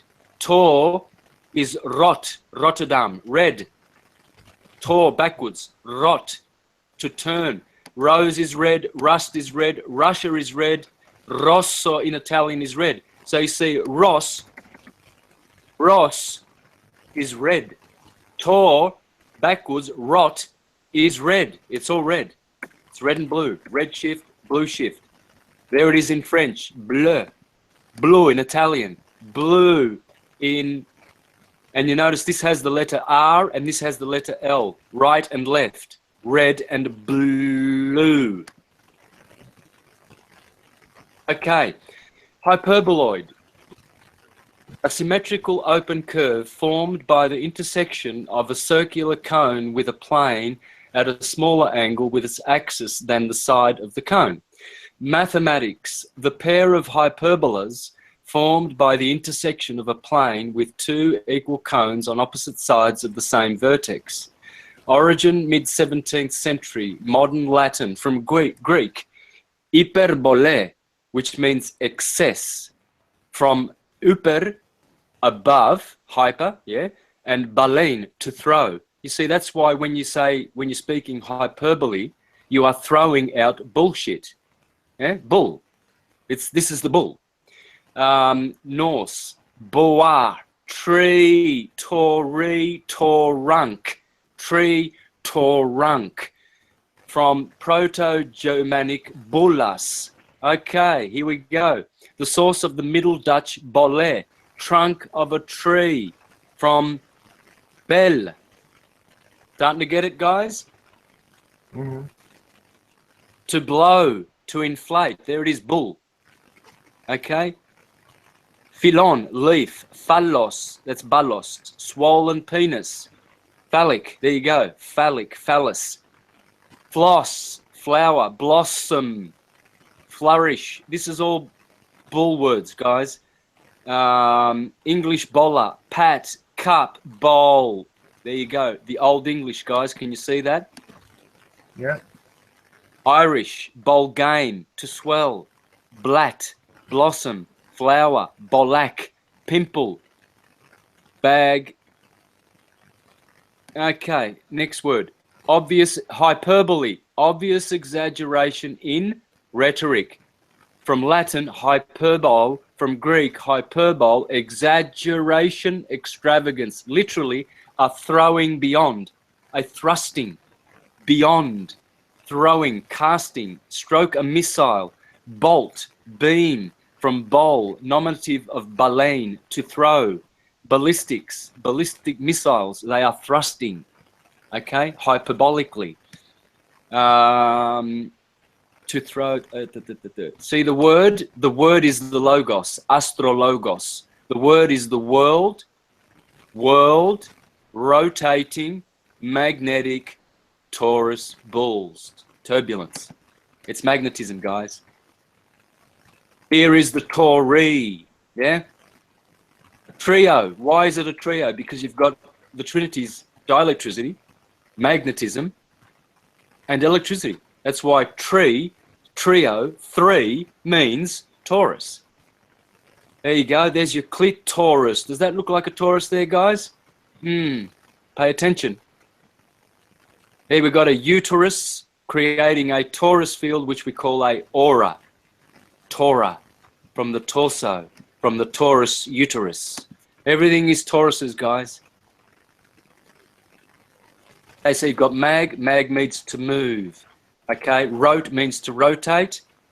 Here, so you've got all these Tor words. Tor, door, open the door. Now, why do you open the doorus? Okay? To dare. Well, only a Dorus field dares. They are firm and dura. They adore. They are adorable.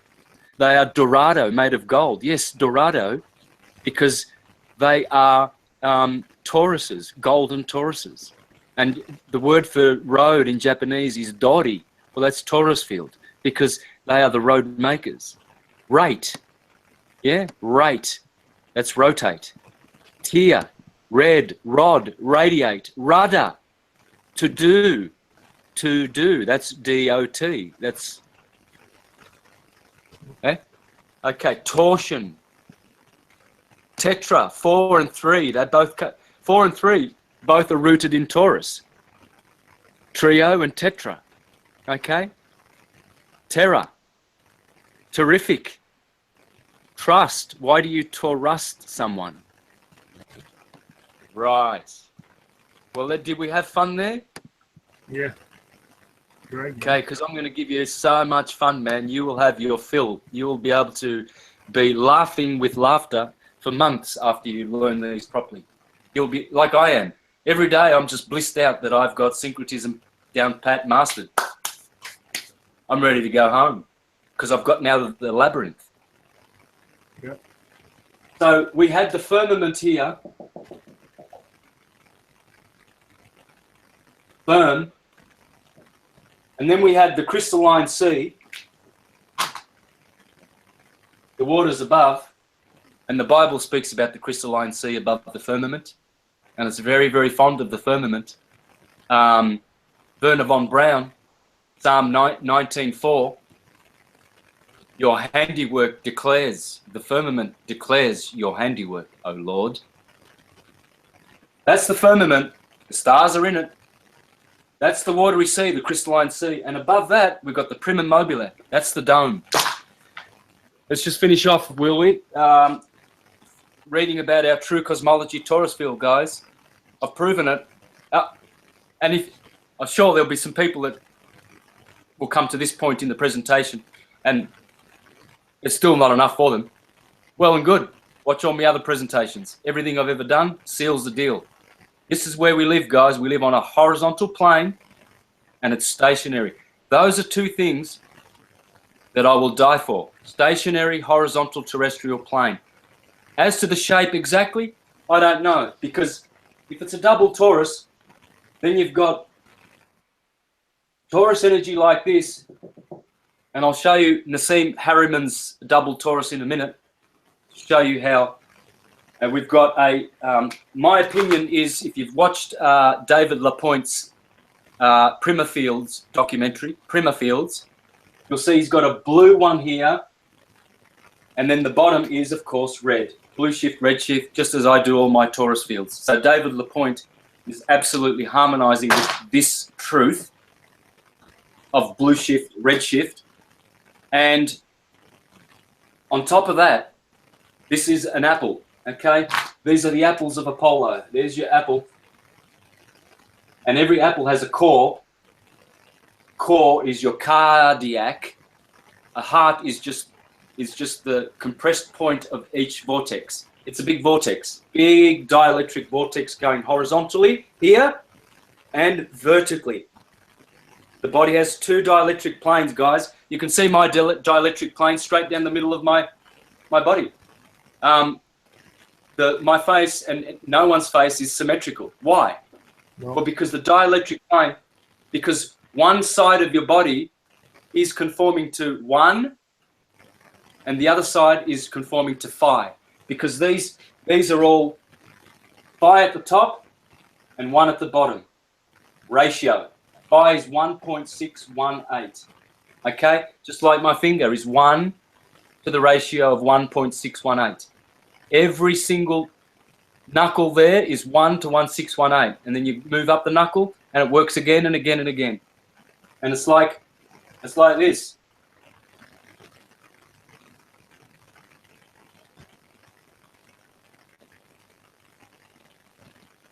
This is 1. This is 1.618. This is 1. This is 1.618. The pentagram. It's all in here. Okay, so continuing on, after the crystalline sea. Lastly, the primum mobile, styled also the 10th sphere, encompasses all the before mentioned ethereal spheres and is continually turned upon the poles of the world.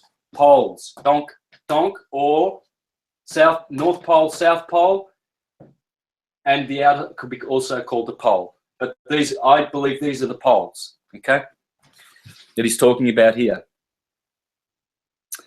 continually turned upon the poles of the world by one revolution in 24 hours.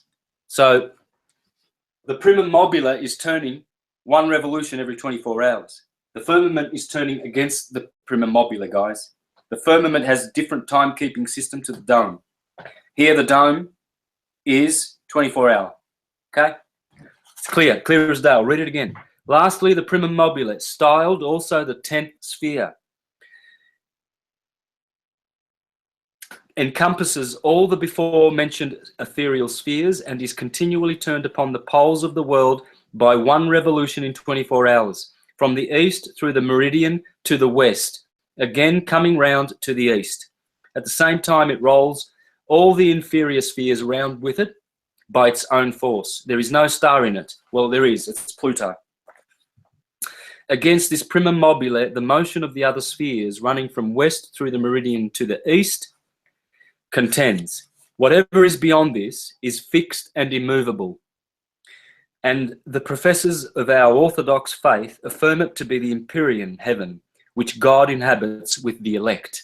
So what he's saying is, whatever is beyond this dome, this 10th sphere, he says, is absolutely not space, but it is fixed and immovable. Okay? Fixed and immovable. And it's called the empyrean. Empyrean. That's the 11th sphere, I guess you could call it, but there's no such thing. Empire. This is the word of empire, guys. Okay, empyrean.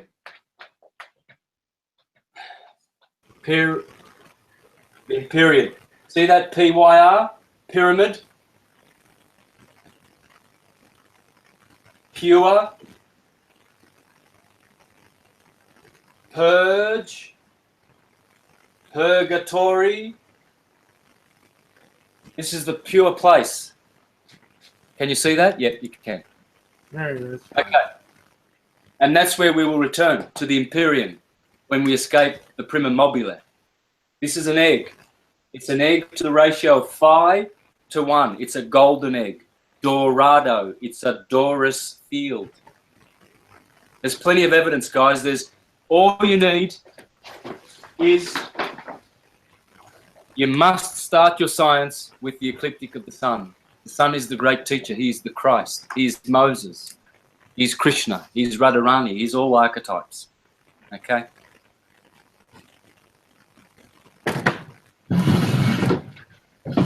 So you've just had the biggest and the best condensest initiation into the holy science that anyone has ever had, because the way I'm doing it now is very, very succinct and concise and very, very powerful. I'm doing presentations in Spanish, Portuguese and Italian, and they're all loving it all around the earth, everywhere. The Portuguese are screaming for... Last time I did a presentation was about 6 years ago. I haven't done anything in 6 years, but now they're on board because of my article that I wrote about Rahu and showing how Rahu is the cause of all eclipses. It is the cause, and Ketu, of all eclipses bar none. And what I want to show you is one of the most famous eclipses of all time, which happened in 1962. So that was a solar eclipse, and Ketu was responsible for that. So what I'm going to do is share my screen with you.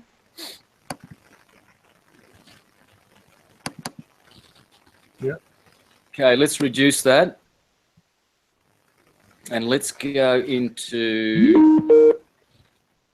Get off. Let's go to this now, shall we? Can you see my screen, guys? It's blurry at my end. I know, Karen, is it blurry at your end or not? Yeah, it's a bit blurry here. Interesting. It was fine. To reshare it, Santos.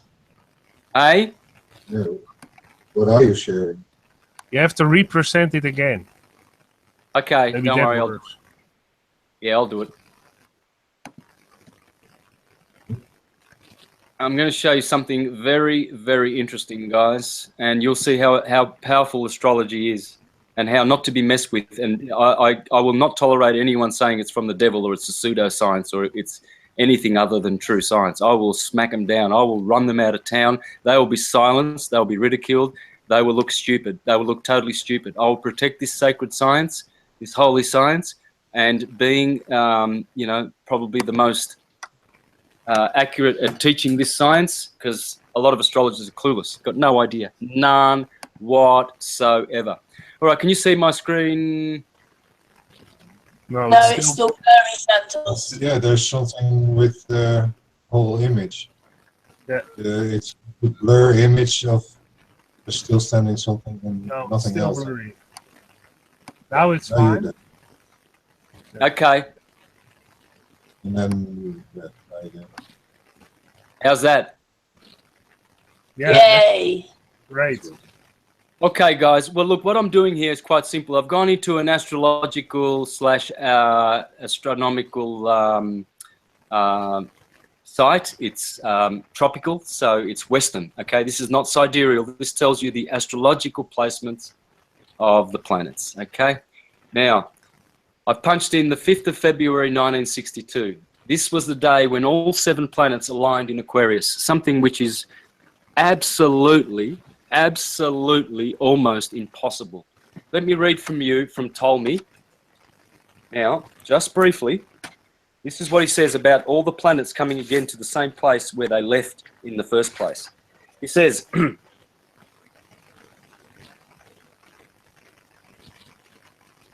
and although the former configurations of the planets have been observed to produce certain consequences, which have been adapted to configurations now taking place, and are, after long periods, and in a greater or lesser degree, resembled by subsequent configurations, yet these subsequent configurations never become exactly similar to those which have preceded them.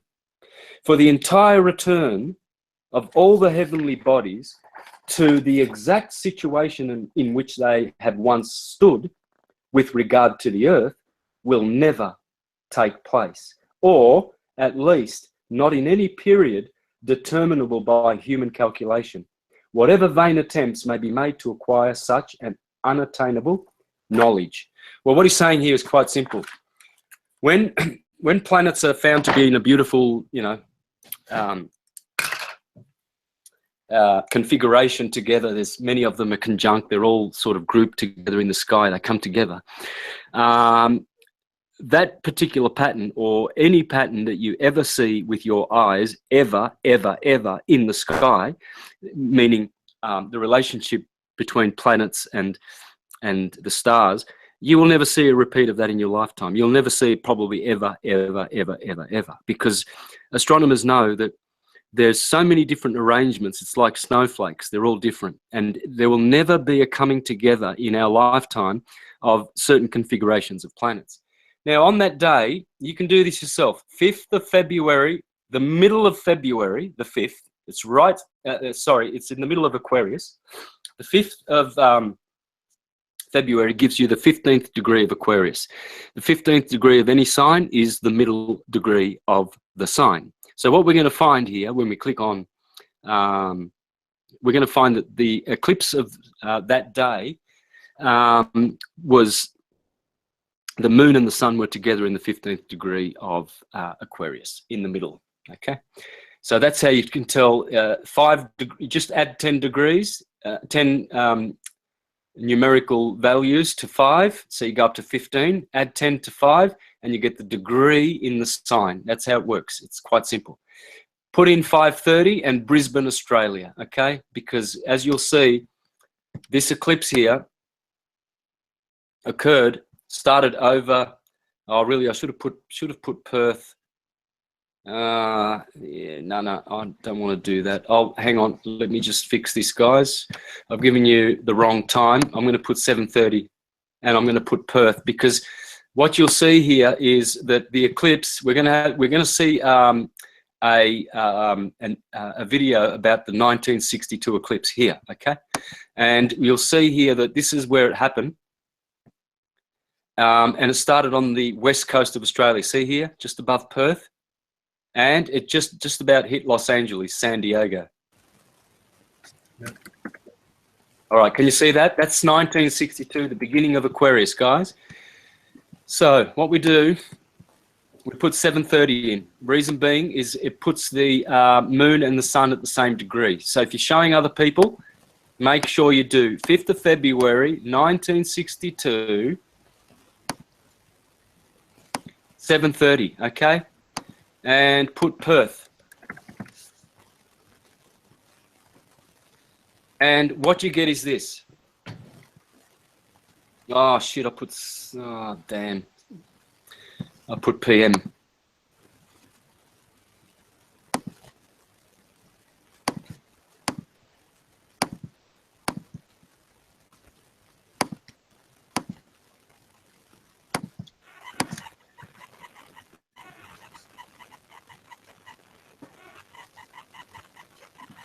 Alrighty, so this is what we get. Now, in the other one, I had 5:30, and all these planets, all of them in the middle of Aquarius here, you can see, they were all here rising. Now, no one saw any of these planets, I can guarantee you. Why? Because they're all within 15 degrees of the sun, under the beams. That's why all the photographers that were out watching the eclipse in 1962, on the 5th of February that morning, this is morning, you can see it's 7:30 in the morning. Here is the midday point, the meridian. So it's anti-meridian, it's AM. And you will never see, look at this, Mars and Saturn, the two malefics, virtually on the same degree, 2nd and 3rd degree of Aquarius. Here is the moon and the sun on the 15th, smack bang in the middle, conjunct Mercury retrograding, 16 degrees, Venus 17 degrees, Jupiter 18 degrees, 15, 16, 17, 18. From 2 degrees to 18, that's spanning 16 degrees.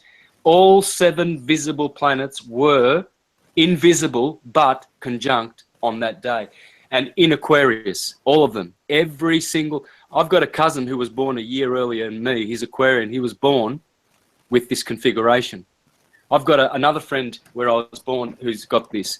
I've got a flat earth vegan friend up here in Queensland who has this. It was born in February of 62, and they've all got these amazing charts where they've got all of these planets.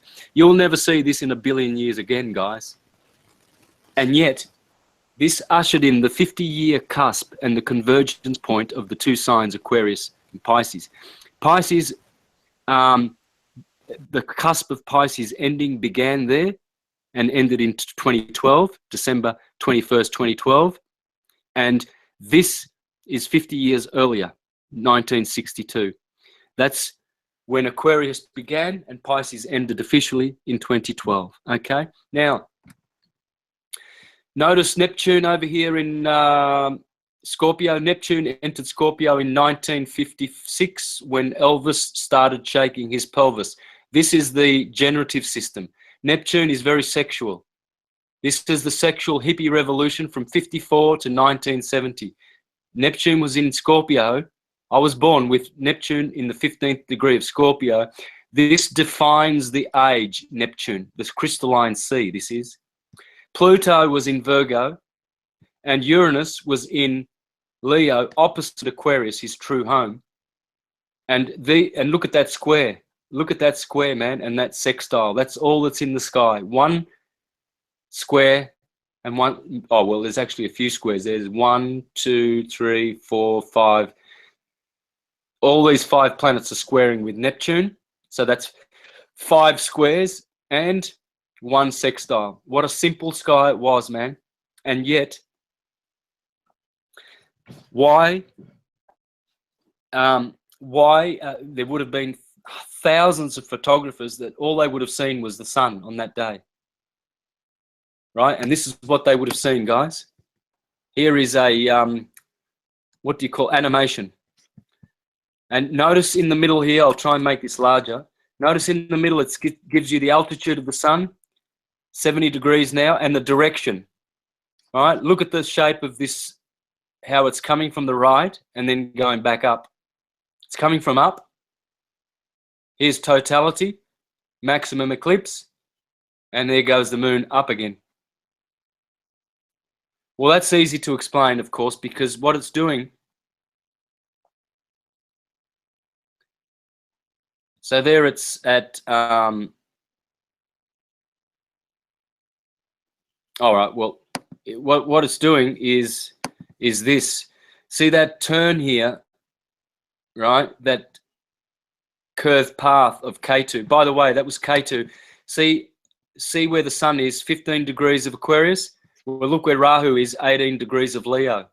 So K2 must be at the 18th degree, right where Jupiter is here. Here, right here is K2. K2 caused that eclipse.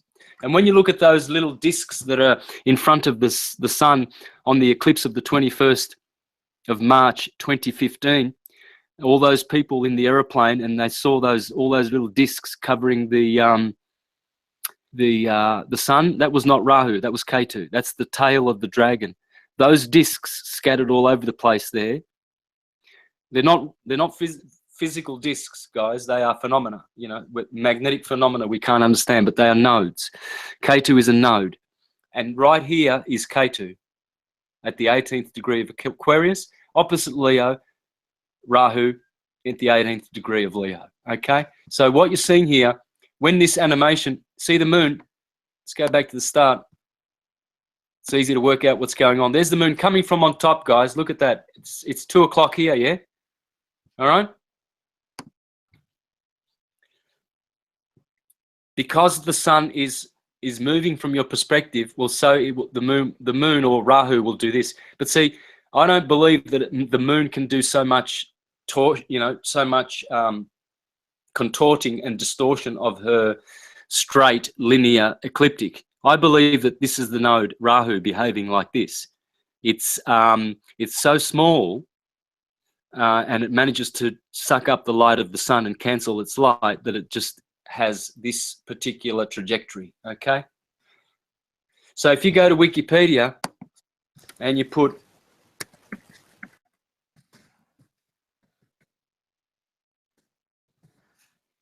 "1962 eclipse," this is what I put in the other day, 1962 eclipse. Look at all the articles, guys. There's hundreds of them. This was a very famous eclipse. Never in the history of probably this universe have we had all 7 planets lined up in one sign. Manly P. Hall teaches that the ancients of Egypt said that long time ago they all lined up in Aries, all 7, all in one sign. And they said it takes 4,320,000 years for it to line up again, but it won't be in Aries. The next time will be in Sagittarius. Well, guess what? The next time came and it was not in Sagittarius, it was 2 signs over in Aquarius. And we see it with our own eyes, guys. And you can look up here anywhere. You can look up any of these articles. Here we go, Wikipedia. Total solar eclipse occurred on the February 5th, 1962. Okay, and then they give you this bullshit Copernican Jesuit demonology. A solar eclipse occurs where the moon passes between the earth and the sun. Bullshit. Bail, bullshit. And here it is. They show you here. It started in Perth here and then went all the way up to Los Angeles nearly. Keep this in mind, guys. This is an Aquarian eclipse. Now, there's a lot of smart guys on this chat room, far, far smarter than me. I acknowledge that. Get on this. And if I were you and you got some spare time, I would trace all the paths of all these ecliptics, right? Trace them, point them out, and you will see where the Aquarian eclipses occur, where the Leo eclipse occurs, because that was the one that happened a couple of weeks ago in Leo, 29th degree. And then the one coming in 2024, that will be 8th of April. That's my sign, Aries. And it crosses over the Leo ecliptic. So if there's anyone out there, there's a suggestion for you. If you've got the time and the know-how, grab all the solar eclipses that have ever happened and then the lunar ones and map them out. Have some fun.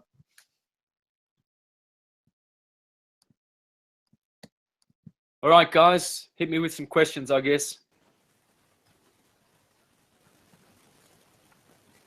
Can you show that eclipse again? Huh? The eclipse that you just showed. Can you show that again? Yeah. The animation? Yeah. Do people in the chat room have any questions to ask Santos?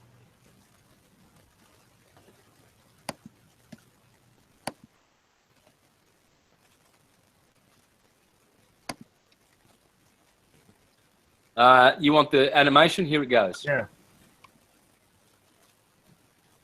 You tell me how that happens, man. That is phenomenal. It's obviously not the moon unless the plane we're living on is much smaller than we think it is. And can you if the pause sun... it here? Hey?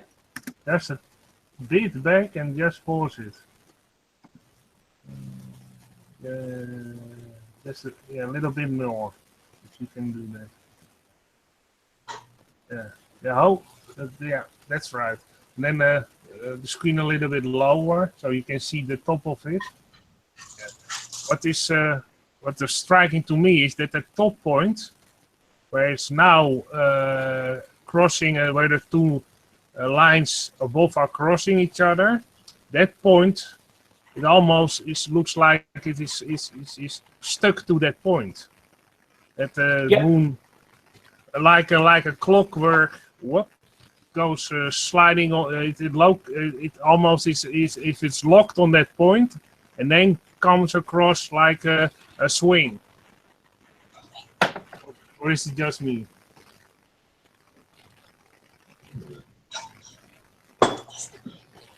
Well, for a start, obviously this is lower.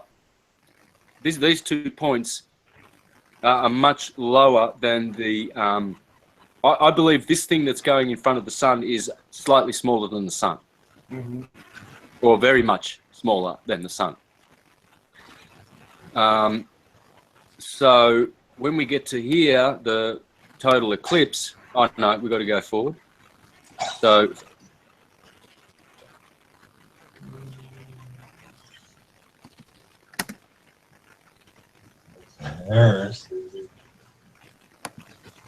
Okay, there's totality there. Yeah. You can see it's smaller. That line. Yeah, indeed. It's smaller. But you know, the goal of the globe is to laugh at flat earthers who are suggesting exactly what their eyes tell them, that the moon and the sun are the same size or close enough. Whereas they want to tell you that with all the spinning, wobbling, hurtling, thrusting, rotating, orbiting mechanisms of the solar system, that the sun being 400 times bigger but 400 times further away, they don't think that's funny at all. You know, they don't think that's strange at all, that the moon totally blocks the sun perfectly predictably with all these wobbles and upside down thrusting. And they laugh at us because we say, well, it looks the same size, and they block, well, one appears to block the other one out at the same size. It's a total eclipse, therefore they probably are the same size. You see how stupidity takes people to argue a total falsehood, obvious total nonsense, but they will argue it because their Jesuit indoctrination has forced them, and they're traumatized by stupidity. So they will defend their stupidity, even to the death. They're idiots. Yeah, and that the cause of that is that because at schools it's taught in a wrong way. At a young age, they teach all the children the wrong shape of the Earth and the wrong distances of the planets and everything. That's why they totally fuck up the brain at school about the history and everything. Yeah, and then you get these people who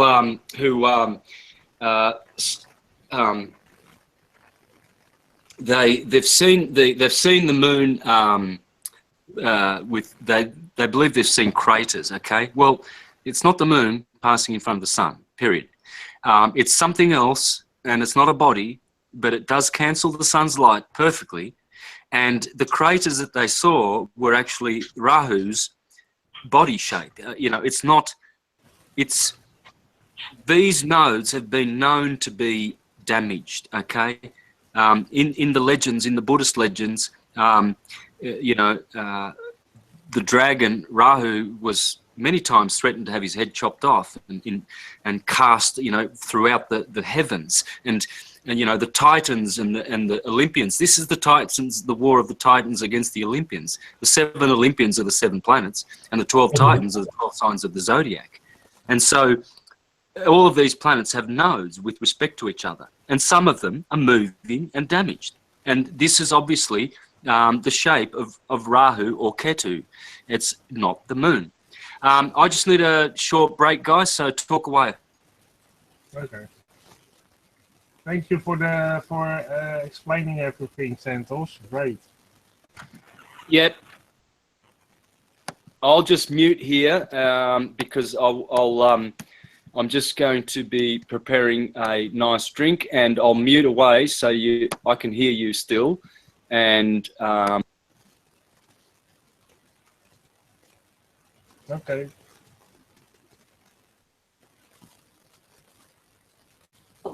Thank you, Santos. Wow. It's so serious. Yeah, it was very fascinating. And also, I found that birth chart he showed. I put it in the link. So you can see your own horoscope. Maybe Karen can put it in the group chat so everybody can find that site easily here. I will, Artist. I'm doing it now. Okay. Cheers, my dears. Yeah, really quickly, I thought I will search that link so that's handy for everybody, so they don't have to search it anymore.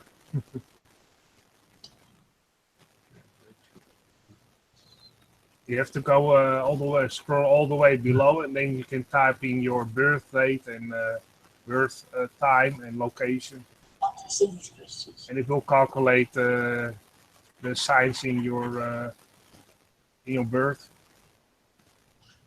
Aaron, oh, well, there's 2 people asking that. Okay. Yeah, it's a question to Santos. Santos, you have to come back. There's questions for you. They're for you, Santos. Well, let him take his drink first. Let's go. it's cool, guys. He's I was fixing only- the drinks. All right. So now, Several I are about if you're actually knowing have some people about the 23rd alignment. Remember? no. The 23rd alignment is all a crock of BS because they are using sidereal astrology and not tropical. So in other words, they're seeing these stars in Virgo, but tropically they're not in Virgo. They've moved on. They're in Libra. So The whole not houses, all the signs. You need to take the signs static. What you mean.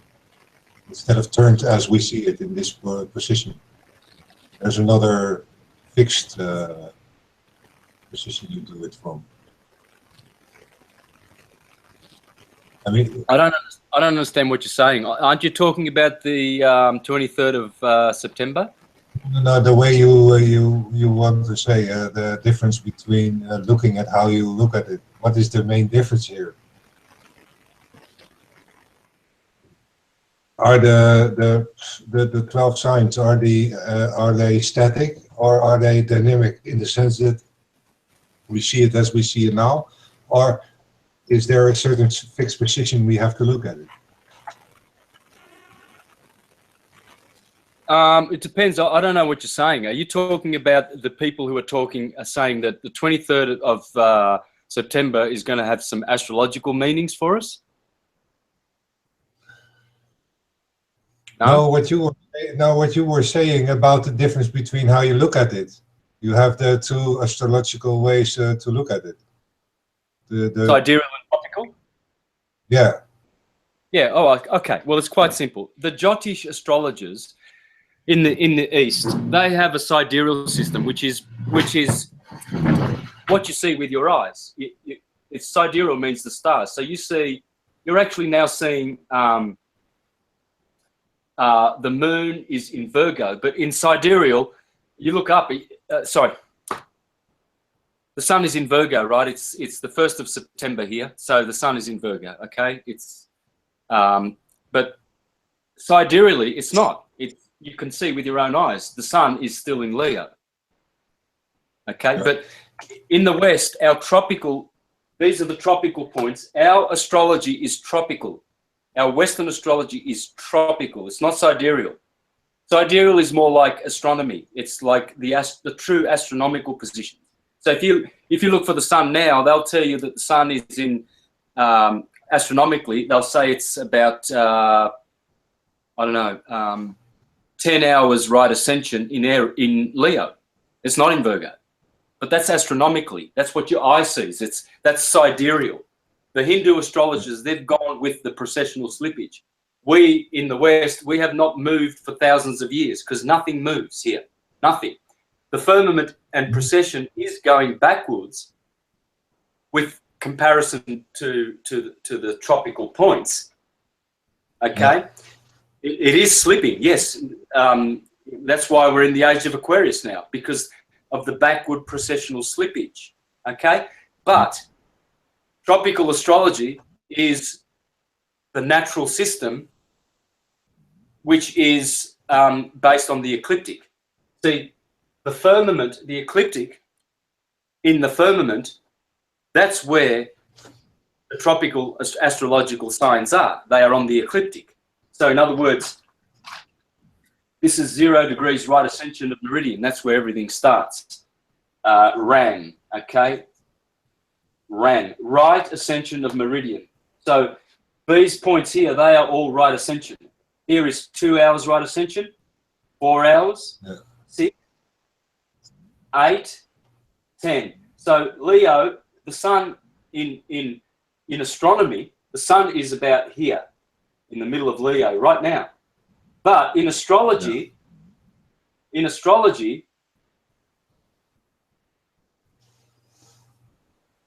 it's in Virgo because it's in the 10th degree of Virgo. It's the 1st of September. So it must be on the 10th degree of Virgo because the ecliptic never moves. The ecliptic never moves. Like morning, midday, and sunset, that never moves. It's always pretty much around 6 a.m., 12 and 6 p.m. So the same with spring. Spring always starts on the 21st of March. It's the equinox. Never moves. Can't move. 21st of March, bang, spring. 21st of June, Cancer, bang, summer. 21st of September, autumn, autumn. All is autumn. You see, the sun falls down to the tomb, autumn, autumn. And then the 21st of December, the solstice is called St. Thomas's Day. Interesting. Thomas, St. Thomas's Day, or tomb. Cancer in the Jewish system is called Tammuz.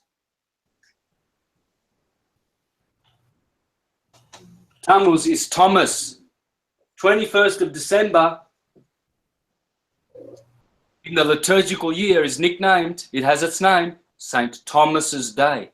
What about the festival of St. Thomas on the 3rd of June over here? That's the 21st of June. Sorry, 3rd of July.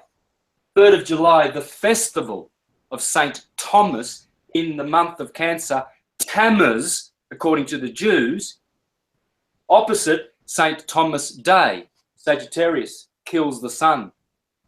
St. Thomas is the tomb of autumn. And when the sun goes down, he gets crucified on the solstice.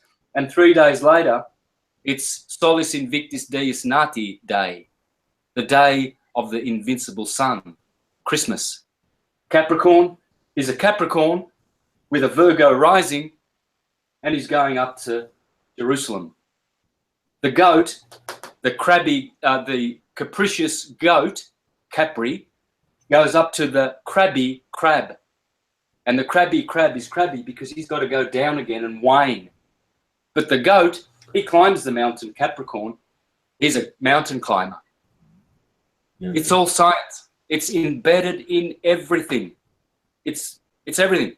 Wave amplitude gives crabby Cancerians and capricious Capricorns. Wave amplitude. Earth, cardinal water. See? Cardinal fire, cardinal air. Aries and Libra. Ptolemy says this about these cardinal signs. Here we go. May I say something?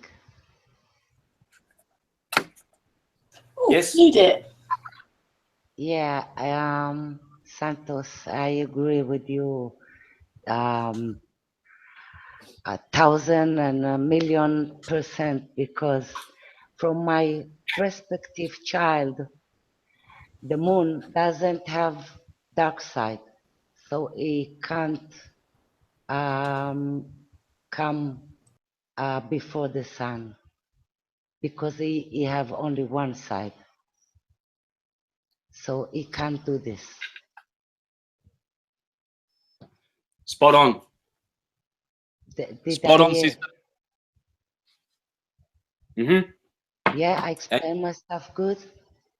Yeah, yeah. Well, that's why you can't see the other side of the moon, and you notice you can't see the moon. Absolutely does look in between two-dimensional and three-dimensional. There's no doubt about it. I mean, even those nodes, when you see them, Venus going past the sun, you can see clearly that's just like it's just a disk. It's just a light. It's some phenomena. It's a nodal point.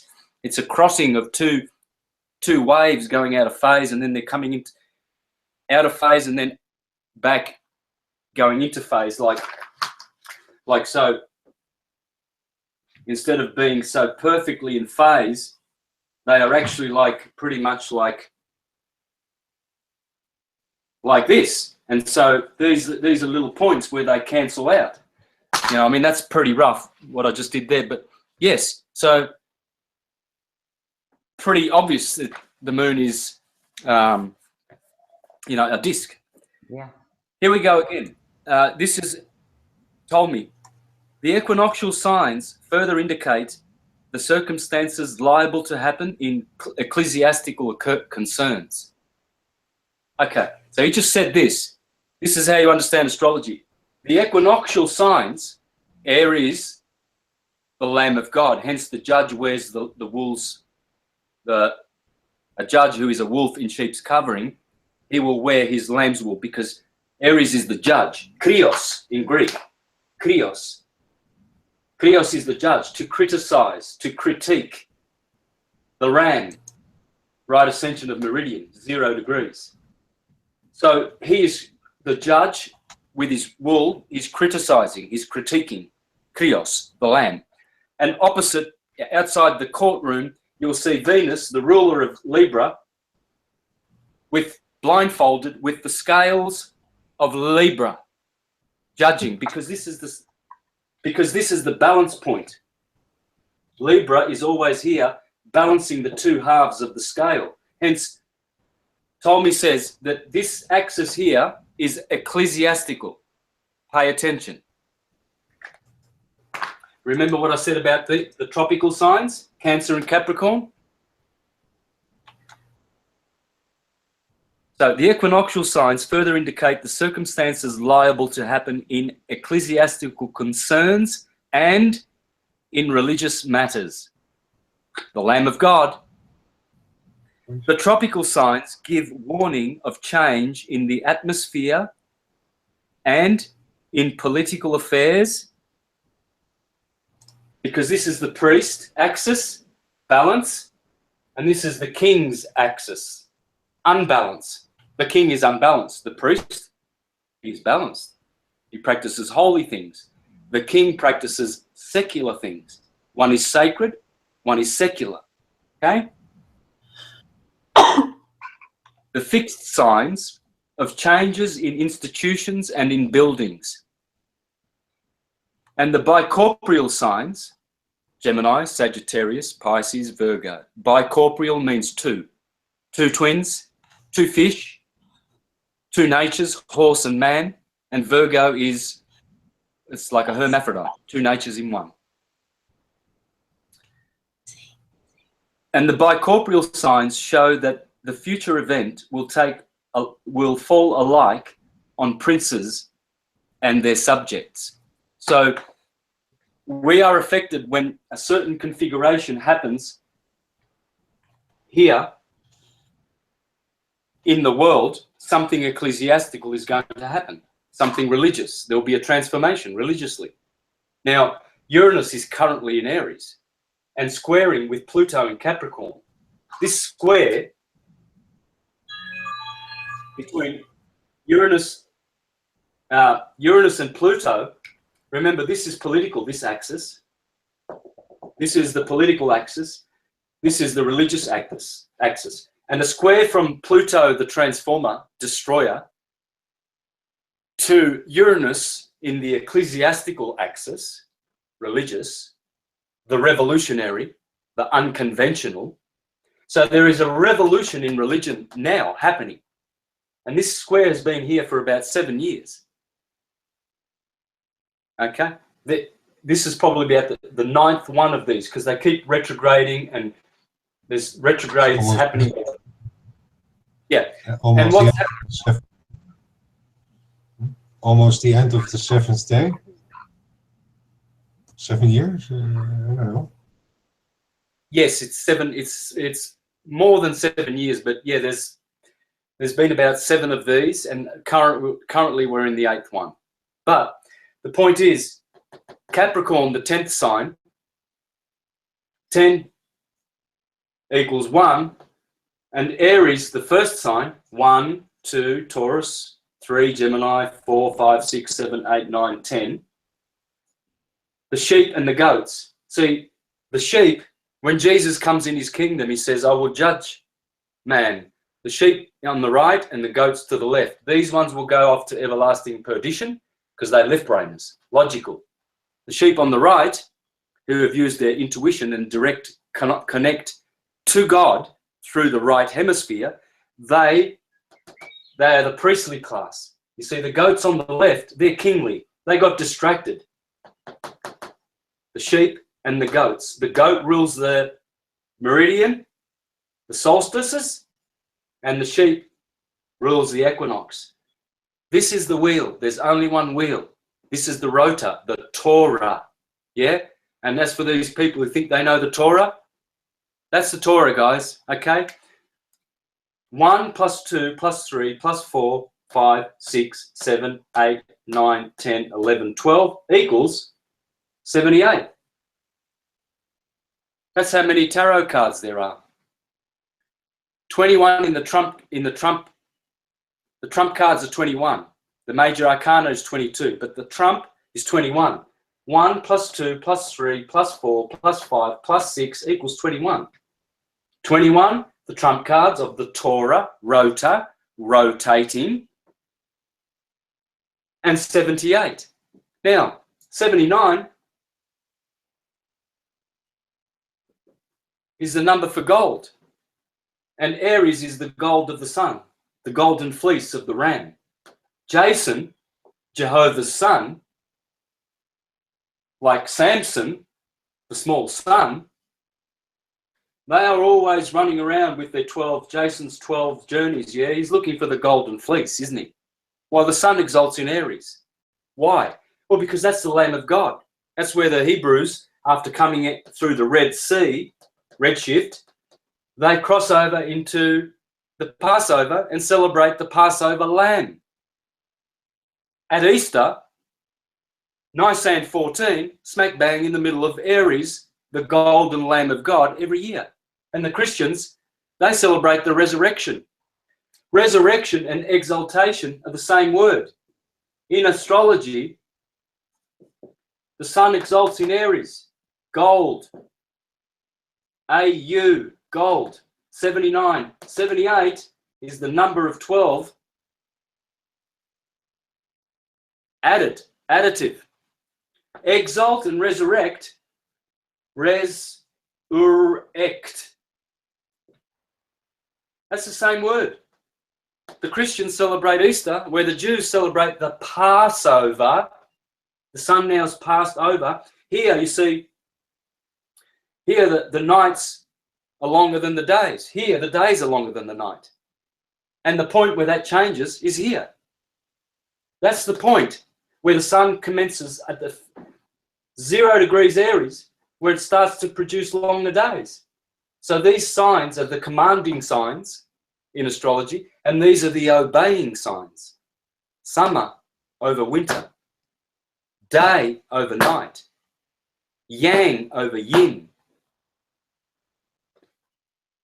And Jesus gets crucified, the Son gets crucified in between two thieves. One thief here, one thief here. The one to the right of him says, Jesus says to him, today I will be with you in paradise. Yeah, because paradise is the heaven heaved up. And this thief, this is the good thief because this is the good season. This is the bad thief who ridicules Jesus dying on the cross. He says, where are you now? You were God, weren't you? And you're dying on the cross. And Jesus looks over to the guy on his left, the bad thief. And the one on the right says, I recognize you as the Lord and Savior. He says, good, because you will be with me today in paradise. This is paradise. This is hell. Infer under the line of the earth. This is the line of the earth. This is the meridian. The line of the earth, not the ball, the line of the earth. Infer means infernal. It means under the ground. And it also means invernal, winter. Okay, so what we have, this is how to decode the Bible in all Bibles, not history. Santos, is that also where the word inferior comes from? Inferior? Of course. Like inferior, yeah.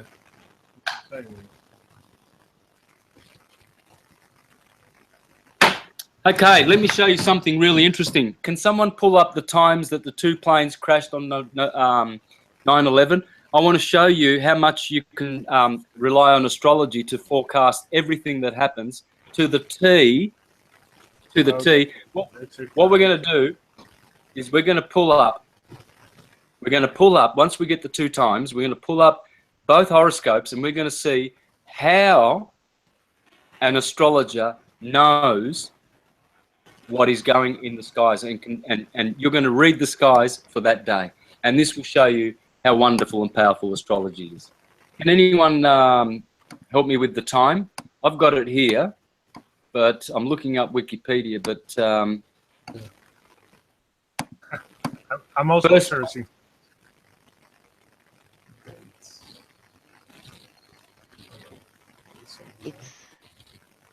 It's so naive to believe the moon is make the eclipse. It's on the same level of the ball. The same level. it is. Yes, it is. Yeah, and gravity too. Yeah, I believe it crosses through the sun. It goes. It's orb or whatever you want to call it is crossing through the sun. Okay, I've got one. It's 9:03 a.m. Hijackers crashed United Airlines into the tower. Okay, we've got 9. Okay, 8:46. Here it is, guys. Let me share my screen. I have to share my screen anyway, and I'll finish with this, guys.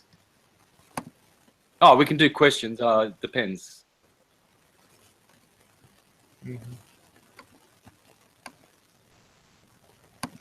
Oh, I've got a question waiting, Santos. Yeah. After already.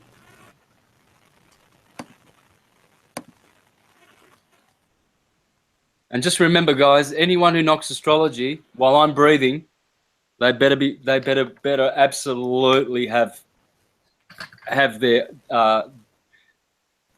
I's dotted and their T's crossed, because I'll smash them to pieces. I will show them how stupid they are.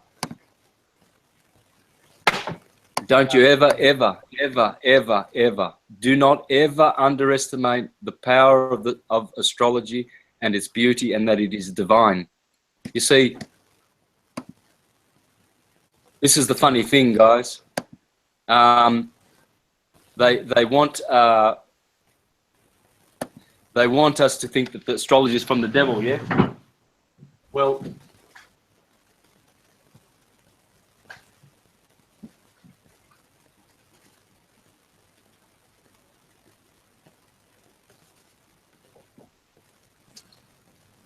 8.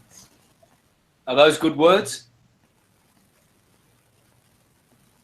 Divine source? Yeah, are they good words? Yeah. They're great words. I love the divine, yeah? Because And I'm a diviner, Divine. yeah? And I'm a Oh, yeah. sorcerer. So- Yeah. Yeah, so all those astrologers, they're diviners. Yeah, they talk about what's divine. Have you got a problem with that? Oh, they're sorcerers. It's good to know the source from time to time, rather than being like a lost sheep scattered around in the wilderness, torn and tattered and about to die of thirst in the wilderness. I think it'd be good to be a sorcerer. I think it'd be very nice to be able to know who the source is, the creator. Don't you think? Yeah. Yeah. Whoa. Oh, mate, when I hear people say astrology is from the devil, man, I want to just tear them to pieces. I want to just absolutely I got the time. freaking. I got one time that's 9:43, but that was the time the Flight 77 crashed into the Pentagon. That was at 9:43. Right. I've got it here, man. I've got it. But That's cool. I've got it here. Right. Can you see my screen? Yeah, we're looking. yeah, Okay.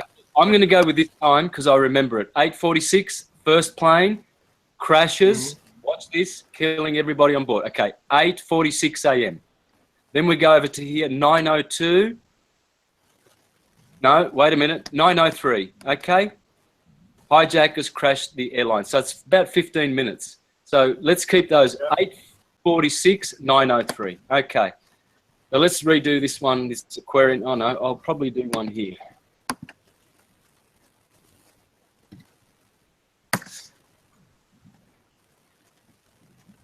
Click on here, free chart. And we put 11th September 2001, 8:46. yeah.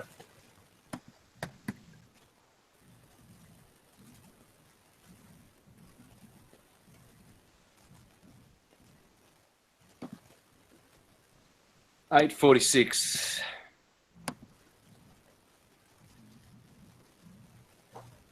Okay, pay attention, guys. Now we'll pull up another one.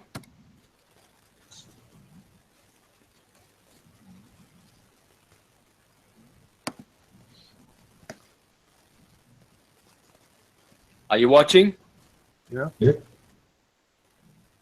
Good, because you're going to have to show people this, because once you see what I'm about to show you, you are going to want to tell the world. You are going to be a competent astrologer to point out all the things that happen on that day, quite simply. And this is what I do time and time again when I look into astrology. It is the science of energy. It is the science of energy, conscious energy. It's not demonic. It's God science. And please don't let anyone on your shows or anyone, anytime in your face ever say anything against astrology. Please, it will curse you if you don't open your mouth and correct them. It will curse you. This is disgusting. This is demonic that they could even say that, the idiots. Stupid, stupid, stupid, useless idiots. Stupid. Totally stupid. How much do they know about astrology? They condemn astrology. They know nothing about it. Nothing. Nothing. Stupid, stupid people. Idiots. And they run in the same trap that the Jesuits have set up for all of us. You know, the globe trap, the historical Jesus trap. They're all traps. They're all stupid freaking traps. And I've exposed them all. Okay. So, first thing you'll notice, there's a bit of background noise, man. Can everyone please, because I'm getting a lot of fuzz, big fuzz. Please mute. That's better. Okay, now, First thing you'll notice is Satan in Gemini, the twins. Okay, now Saturn, as you'll see, is right next to the moon in Gemini as well. Now, what's going on is he is squaring with the sun. There it is. There's the sun.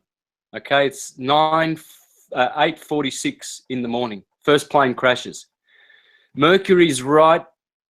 The messenger of God is right on the eastern horizon, just popping up to give the message. How many transmissions of messages occurred on that day? I mean, there was news outlets. This was communication on steroids. There is Mercury in a sign of communication, air, Libra, justice, rising in the 14th degree, on the 14th degree of the ascendant, telling the world what the sun is witnessing. The sun is squaring with Saturn in Gemini from Virgo. Of course, 9/11 is Virgo, yeah?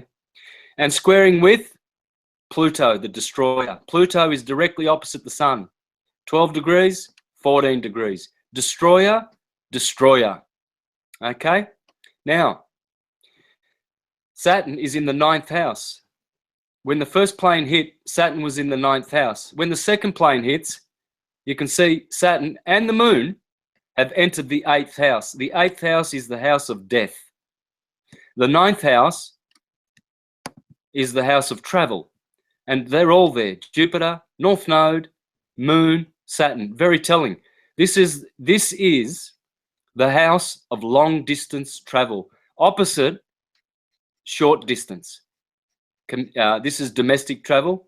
This here is international, more or less, or long journeys, period. Okay, now, Saturn is a killer in the twins. He is in the house of traveling, flying, Satan, and this is when the first plane hits. Then, when the second plane hits, I better get rid of this Skype. Then, when the second plane hits, Saturn has just entered the 8th house, the house of death. And the moon is smack bang in the middle of the 8th house. The moon is the one that controls everything. She has caused what? These two have caused death. This is death. Even though I don't believe 3,000 people died, I believe those all floors were empty. The planes were a holographic type projection, and the weapons they used were, nano super duper whiz bang technology. And the floors, there's plenty of evidence that there was no one actually occupying and renting any of those floors. So hence that small pile of dust at the bottom. And that's why they fell so quickly as well. But the point is, it was the death of something. The moon is symbolizing death in the 8th house, which is the house of death. Okay. Now, this T-square, this rectangle, triangle that the sun is with these two destroyers, these red devils, Pluto and Saturn, in a mutable sign. See, everything's mutable. Whenever things of major event happen in mutable signs, big change. Mutable means to mutate, and they are bicorporeal signs. So Gemini is two twins, Virgo is two natures, Sagittarius is two natures, and Pisces is two fish. They are unique, these four signs. They cross each other. Then you have the tropical points, Aries here, and Libra, and Cancer, and Capricorn up here. You'll notice it's the other way around from the graph that I did. Yeah, well, that's because the astrological signs go around anti-clockwise here, but the planets and everything, they go around clockwise. Everything is turning clockwise 24 hours, but the order of everything is going anti-clockwise yearly. So the signs must be going this way, but it doesn't matter. They're only graphs, okay? And intelligent people will not get confused. Now you'll notice a grand trine as well. That's beautiful. The blue shift, those blue lines in the middle there, they are all good. They are harmonious trines. And you'll notice that there is also a trine to Saturn. So Saturn is also being trined. So in other words, there is some good in this. There is some kind of a, something, I guess, of eternal benefit is going to come out of this, because you cannot have this situation of a grand trine. See that perfect blue triangle there? Well, actually, it's not even a grand trine. No, it's not. But it looks like one, but it's not. It's not a perfect. These 2 points aren't connecting, Neptune and Uranus. So, but nonetheless, this trine is actually good for Saturn. It's a good message. All right? Mercury is trining with Saturn. So, in other words, there's going to be something good will come out of it. What will, I don't know. But, you know, well, the awakening, I guess people are awakening to these false flag events. But you'll notice Jupiter in the midheaven in Cancer, where he exalts. And the North Node is also in Cancer. And this is the house of travel. What else do we notice? Venus in Leo, the passions of the heart. Venus in Leo was a beautiful. Venus in Leo is, you know, making the heart feel virtue and blessings and passion and good things. So, but this is not really playing much of a part in today's events. Mostly Mercury there. As you can see, Mercury on the ascendant. When Mercury is rising, whatever sign is rising, is the sign of the personality of the day. So Libra was rising. Okay, justice, balance, equilibrium. The fact that Libra is also a mental sign. It's air. And Mercury is in Libra, and so Mercury is also the ruler of air, and Mercury is the ruler of Gemini, air, and so he's also the ruler of Virgo, where the sun is right now. And so what we have there is a very, very prominent Mercury. What it's saying is that messages are going out from a very, very powerful node, which is the Eastern Ascendant. The rising planet in the rising sign, Libra, is you mix their energies together. You can't separate them. So the ascendant there is Libra. You have to mix the factor of justice and balance with Libra, and you have to mix it with Mercury. And Mercury is all about communication, the will of God, the messenger of God, the sun, and also it is intellectual, as is Libra. So you can see that whenever T-squares occur, by the way, massive events occur in the world, especially when they are linked with oh, here we go, here's the kite here. You see Uranus there, he's making that trine. You can see the trine disappeared in 15 minutes. There's no more trine. See this here, Saturn is not connecting perfectly to Neptune or to Uranus, but here we have a grand trine. There you go. And Venus is at the top of it, opposite Uranus. So this is the grand trine, guys. This line from Uranus up to Saturn in the twins, Satan in the twin towers. And remember, when they built the twin towers, Saturn was 30 years earlier. Saturn was in Gemini, okay, in 72, 73, 75, around those when they opened it. So it's all by design. They know where to put Satan. Saturn did a whole 30 years it took him to go all the way back to Gemini. Bang. They stuck him in the house of travel and the house of death. They knew that they had to do it around this time, because then these energies, whenever you see a grand trine like this, see Saturn's part of that grand trine, that means something good will come out of it, an awakening or a mental. See, it's a trine in air. Gemini, Mercury, trining with Saturn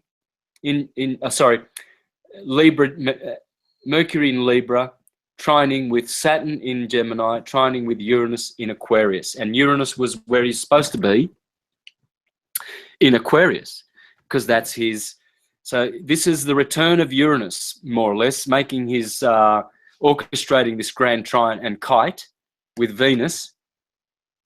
And all of these positions, guys, I mean, Mars and Moon. Mars on the 27th, first degree of Capricorn, and Moon just entered Gemini. And this opposition, Mars does not like aspecting like this with the Moon. Only if the Moon is waning, and it is a waning Moon. There's the Moon. She's going to be, in 7 days, she'll be with the Sun. So she's waning. Yeah, opposite Moon is over here where dark Lilith is. And then she's been going that way. So Mars is comfortable. Mars and Venus love to aspect with a waning Moon.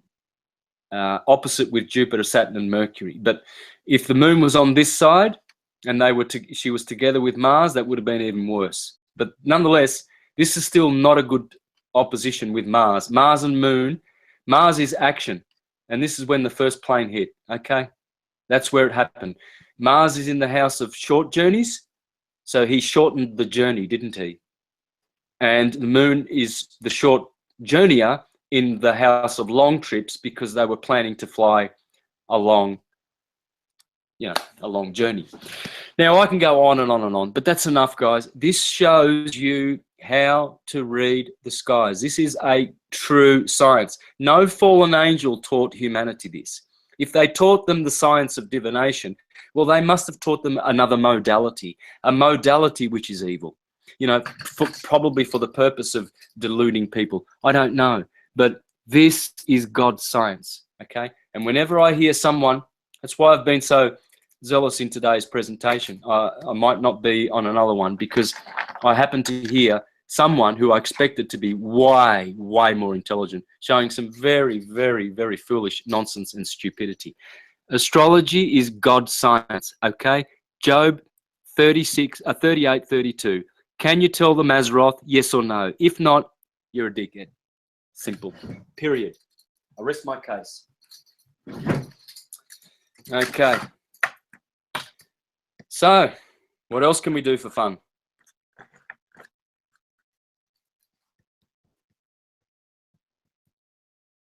Are you there?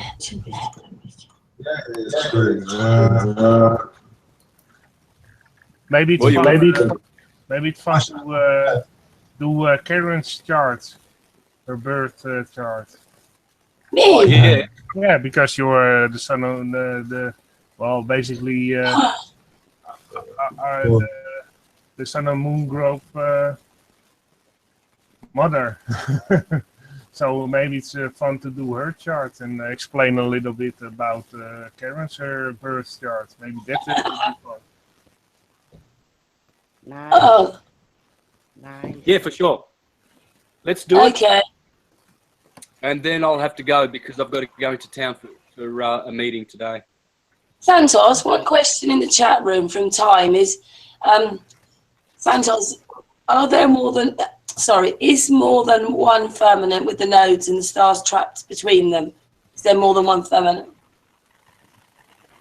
Well, this is the thing. All of those 7 planets, Sun and Moon included, they have their own torus fields, which are firmaments, okay?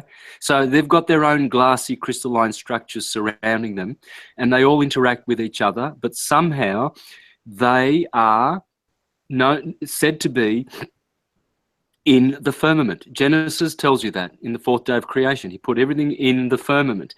The Greeks, Anaximenes and Anaximanders, said that the stars were nailed into the firmament. Okay, so what we're looking at is a torus field and the outer edge of it, and those stars are just luminous parts of it as the dielectric and magnetic intersect with each other and create like a lattice of, a carbon type structure that is surrounding our beautiful golden egg.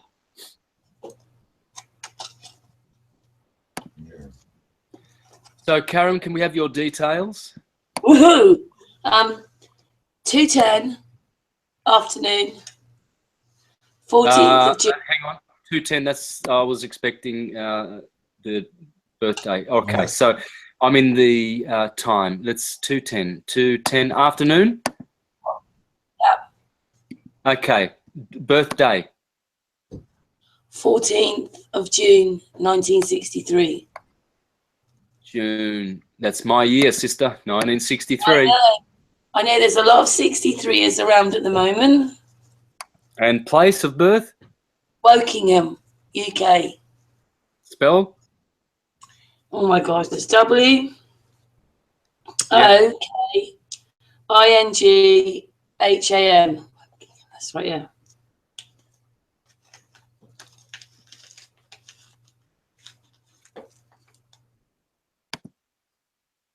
.210. Can you guys see my thingy here? No, okay. You can't see my screen now, can you? No. Let me see you. Okay, I went off that. Okay, I'll start again. Sharing the screen. All right, can you see that? Yeah. Alrighty. First thing I notice here, Mercury just slipped out of Gemini. That would have been much more powerful, this combination with Venus. This is beautiful. Whenever you see people that have Venus-Mercury conjunctions, they are great sweet talkers. Very, very sweet when they speak. They're very soft, very intelligent, very intellectual, musical. A lot of actors have these, like Johnny Depp. I've noted many people have the power of the tongue, great powers. Elvis Presley, Michael Jackson, Muhammad Ali, what he could do with his lips in the ring was he was able to absolutely confound people with all that sweet talk. He would blow them kisses. He would say, I love you, you know, and in the middle of a fight. That's Mercury is your tongue, your communicator. Venus is your virtue. Now, both of these are right of the sun. If they were on this side of the sun, they would be less virtuous. It means that they rise. They are vespertine. They are easterly. They rise before the sun. It's a morning rising. So their glory is even more, okay? Because they are right of the sun. If the sun's here and something is rising first, it has more strength because it is before the sun. So Venus was a morning star when you were born. So 7 hours earlier, way over here, you would have seen Venus in that morning as a morning star at twilight, and then 5 years later, here you are, 5 hours later, you are born after midday in the PM, post-meridian. So, but what you've got here is a little bit of trouble, though. You've got a T-square going there. See those red lines from these bad boys? Bad boys.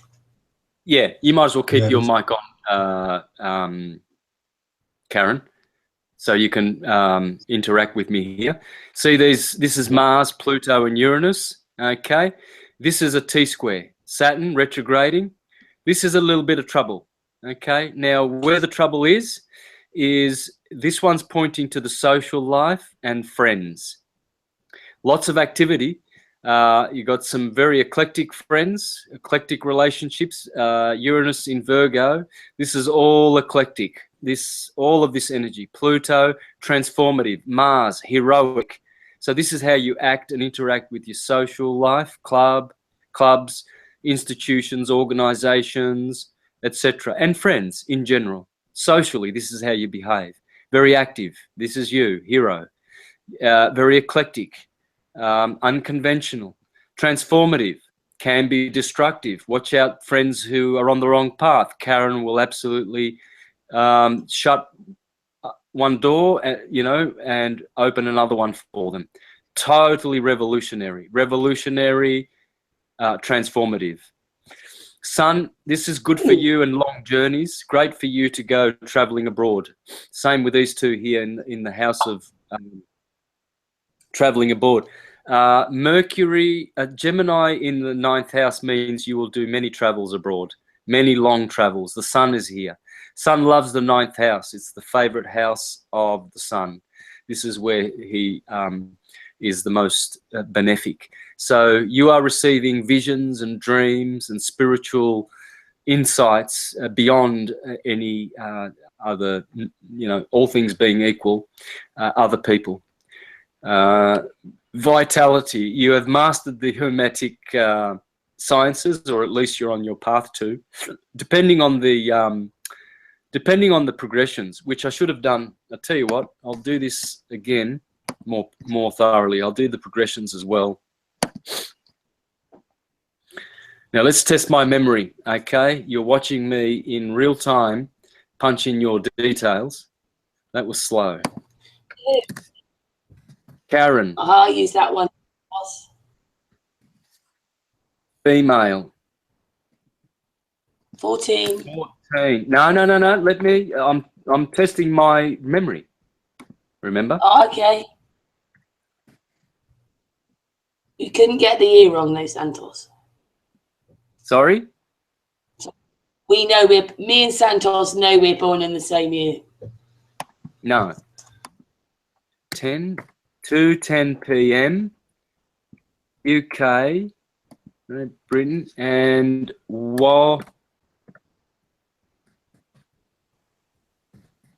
Wallingham? No, Wokingham. Ah, right. See, there you go. My memory failed me. But It's all right, Sam. that's Wokingham, England. All right. So there's you, Karen, 14th of June, 63, 2:10, yeah? Yeah. PM. Right, what we're going to do is we're going to progress the chart. So we're going to have natal, and progressed. So you'll see the same configuration as before, exactly the same chart, but you're going to see progressed green planets on the outside. See all these are going to affect today, the year you are in now, okay? You see the sun has progressed 54 years from your Gemini, Gemini sun was here in the natal, but now in the progressed, the sun has moved 54 degrees for the 54 years of your life. It's now up to first. Oh my God. Hang on a minute.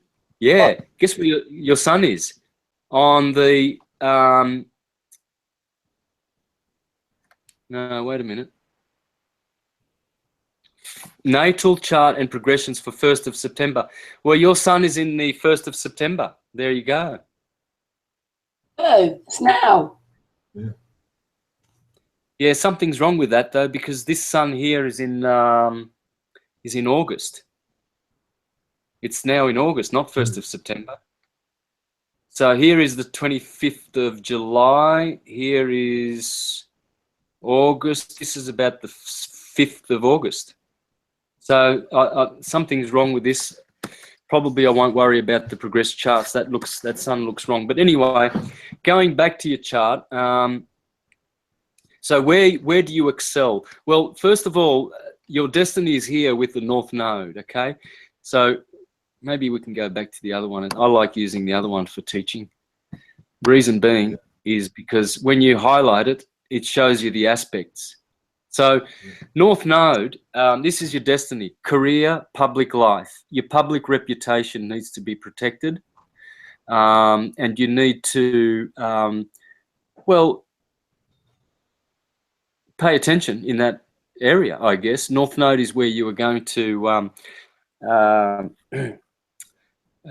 fulfill your chart. In other words, if you don't pay attention to where the North Node is, it's a life wasted. So the 10th house is all about dignity, honor, glory, your public reputation, how you operate, your career, and what your career means to you. So get it right in that area. Okay, my North Node is here in the 12th house. That's the house of enlightenment. Well, I think I'm on the way to enlightenment with my syncretism. Yeah, I'm doing what my North Node requires. Here you have a Pisces moon, like I do, very similar in that respect. Pisces moon, very sensitive, needs reassurance, very dreamy, very visionary, and lots of other great virtues with the Pisces moon. Beautiful. You've got Saturn in Aquarius, lucky girl. I had Jupiter. Yours is in Aries. My Jupiter was in Pisces. What does that mean exactly then, Santos? What's that? You explained, oh, that's nice there and that's nice there. So what does that mean then? Well, Saturn or Jupiter? I said two things. Each one. Okay. The first one. All right. Well, Saturn in Aquarius, this is his domicile. He's the ruler of Aquarius. Okay. And he's the ruler of Capricorn. So that's called domicile. And you get 5 points of essential dignity. So that means you've got a planet that is essentially dignified. Mercury just missed out because Mercury is in Taurus and he's going to be in on the 29th degree of Taurus. He's going to be 34 minutes of arc, so 29 degrees 34. He'll be crossing over into Gemini where he would have given you 5 points of essential dignity in about 5 or 6 hours. So you just missed out. But you do have dignity with Saturn in Aquarius, but he's retrograding, which wipes out those 5 points. So it means you've got a good Saturn. It's a day chart. Saturn prospers by day. So he's okay. He's just retrograding, which means something here with regard to the 5th house. Children, pleasure. I see restrictions there. Restrictions when it comes to children. Maybe you wanted children and couldn't have them, or maybe you only had 3 and wanted 5, or 1 and wanted 3. But definitely Saturn retrograding, what saved you? It's a day chart and he's in Aquarius. But Saturn in the 5th house will certainly restrict your pleasure and interactions with children. And the T-square doesn't help either. Those red lines, those aspects, that's pretty much the weather. This is the weather of your chart. The essential dignities is the type of car you're driving. So you've got some essential dignities, so you're not driving a jalopy. And the accidental dignities, that's the road that you're on. So if you want to have a good Sunday drive, 3 things must conspire: good car, good road, good weather. So you've got the good car because you've got some essential dignity. You've got some planets in nice places. Neptune in Scorpio is good. Sun in Gemini is good. Venus doesn't mind Gemini that much either. Jupiter in Aries is not bad. Moon in Pisces, that's a good one. So essential dignity is good. Accidental dignity is where the planets are in houses. Well, you were born accidentally at 210. So your sun is accidentally in the 9th house. Essentially in Gemini, the sign, but accidentally it's in the 9th house. Well, that's a good accidental dignity. Jupiter is angular. That's good. The angular signs are close to these descendant, ascendant, MC, and IC. So those planets are strong. So Jupiter, the benefic, is strong. Moon is weak in cadence. These guys are semi-strong in a succedent house. So you've got a fairly good road that your car is on. Your accidental dignity is pretty good. Now, the weather are the aspects. And you've got a T-square, which is not good. I mean, the weather's not so good. Okay, so there's going to be some weather bumps. I was doing very well there then, Santos. I was a bit wrong then. Okay, then. On the T. What's that? I said I was doing so well then, and then we've got a T. Yeah, well, every chart is like this. It's mixed blessings. There are good things, there are strengths, and there are weaknesses. But essentially, what you're looking at is the ascendant sign is your personality and your health. Okay? Well, that's in here. Here is your wealth. So what I am, what I have. Okay? Here is how you treat your brothers and sisters, your neighbors, your relatives, how you communicate, how you self-educate on a secular level. And this is spiritual. Higher learning, lower learning, secular learning, sacred learning. Your partners. So if you're over here, you rest assured that opposite you is your partners and other people. Okay, this is the partner's house. And look at you, you've got Jupiter there. So you are very generous to your partners, very benefic, very much the model of you are giving, because Aries is a masculine fire sign. It's giving. So this energy is you giving love and goodwill to your partners, Jupiterian joviality, happiness. You know, you're a benefactor to your partners. Okay, the fourth house is your private life. Private is opposite your public. And we already learned that your public is your destiny. So home, yeah, okay, home is not so the place where you should be focusing. Get out, travel abroad, get out into the public, be social. See, this is a very, all the planets are above the line of the Earth, which is going across here. Okay, that's the line of the Earth. This is the meridian. So if you've got a preponderance of planets above, that means you're more extrovert than introvert, and you're more public and social and traveling abroad and out there. You know. Okay? There's a lot of traveling abroad there. Sorry? There's a lot of traveling abroad there, and I'm abroad at the moment. Yeah, that's right. Okay, so then the fifth house is pleasure and children.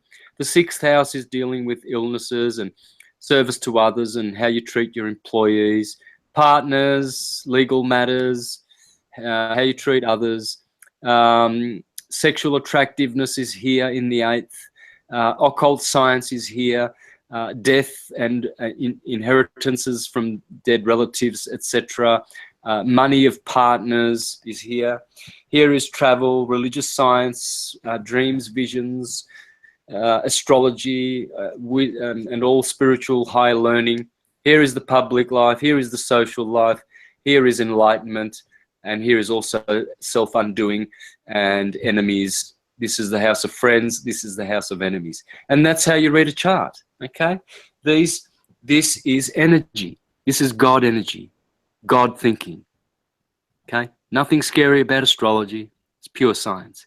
And if those naughty fallen angels taught humans at one stage sciences after God had already schooled them and taught them in everything because they knew everything anyway, well, what it symbolizes is that the fallen angels came at a period when the cosmos was struggling, you know, the Iron Age, and they came and taught people inverted sciences, okay?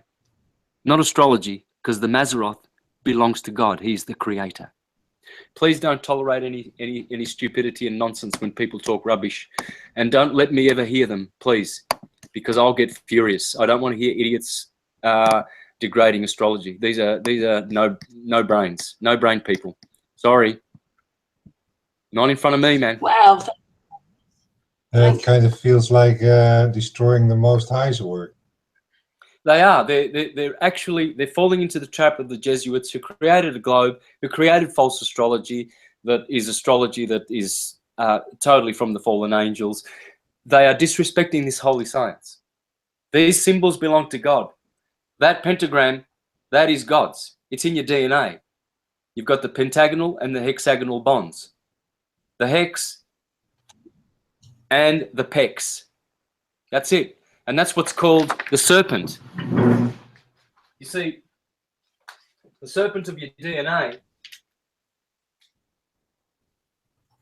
that somehow seems to be out of phase, doesn't it?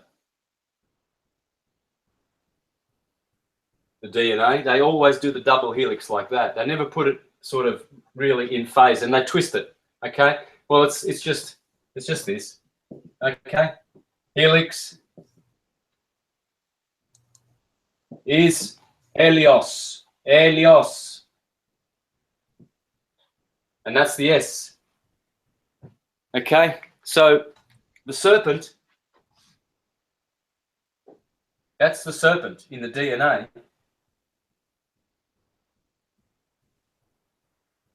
Well, that's the pentagram, and that's the hex. Okay? So you've got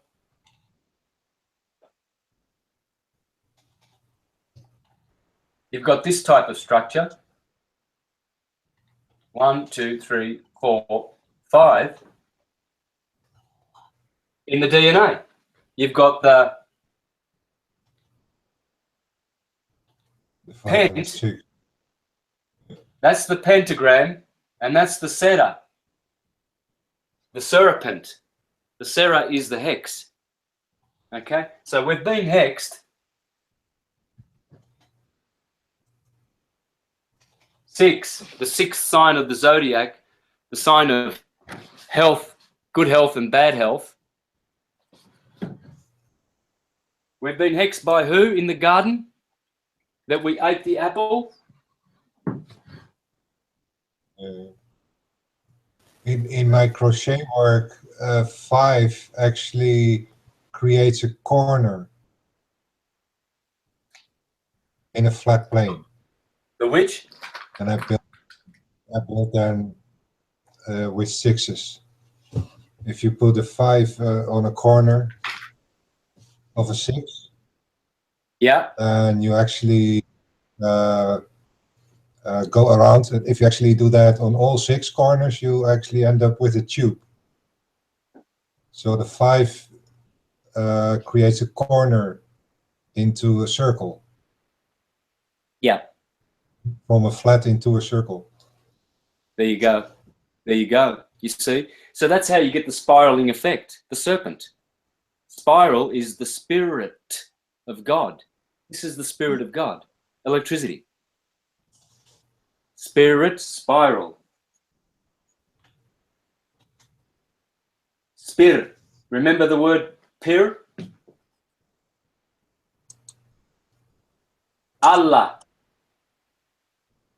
Spiralla. The Sera and the Pent, the serpent in the Garden of Eden, which told Eve, you can eat from the knowledge of good, positive, the sun above the line of the earth, and evil. You see, when Virgo, remember my little wheel, Virgo's always here, Aries is here, just as they taught us. Pay attention. That is the heavens. They're teaching you how the heavens are made, how you shall be initiated in the science of God. This is how you'll be initiated in the science of God. So when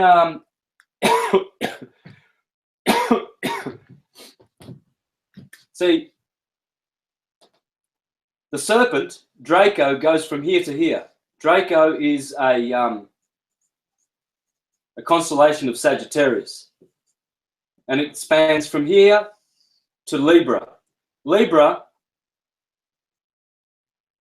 the scales, is the tree of the knowledge of good and evil, because it's the equinox where the sun has tasted of good, Eve, Virgo, the Virgin, Eve,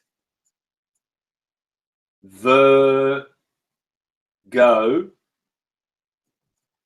She eats the apple of good and evil. Now they must go down naked, where God gives them, because winter's cold, so God clothes them. So you've got Adam and Eve, red and blue shift. And so Virgo is always there, eating the fruit of good and evil, the equinox of the 23rd of September coming up in a few weeks. And that's the tree. And Draco, Hercules is a constellation of Scorpio, Hercules, and serpents. Serpent's caput, the head of the serpent, is right here in Libra, right there, in the tree. There's a serpent called serpent caput. Caput means the head of the serpent. It's here in Libra. And Draco, the dragon in the garden.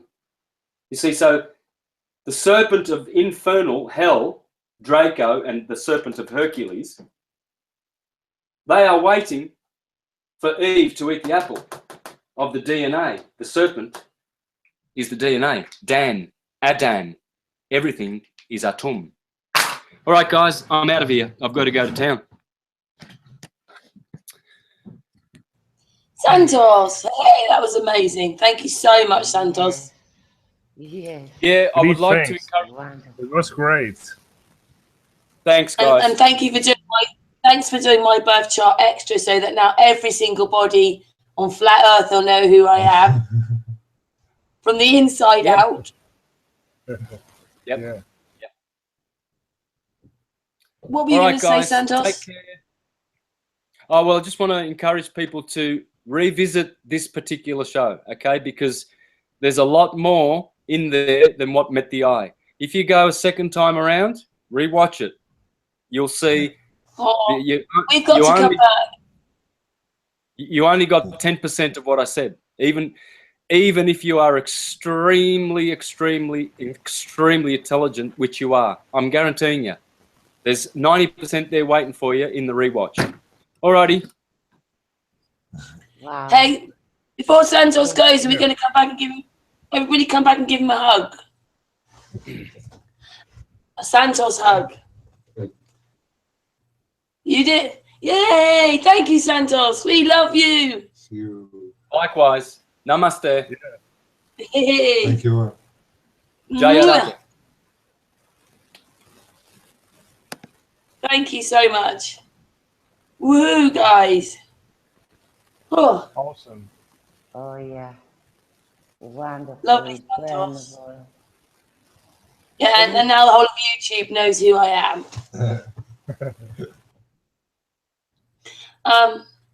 Well, that was a lot of food for a night, huh? Oh. Yeah. Indeed, I have to rewatch Yeah. this a couple of times. Yeah, watch it a couple of times. Yeah. Most of the time I rewatch the Hangouts a couple of times. You did, don't you? You did. Oh, yeah. Oh, yeah. Incredible. Yes. And just in case anybody in the chat room, I'm sitting next to Ceres. I've gone to see Ceres in Holland. Hello. It's so wonderful to see you two together.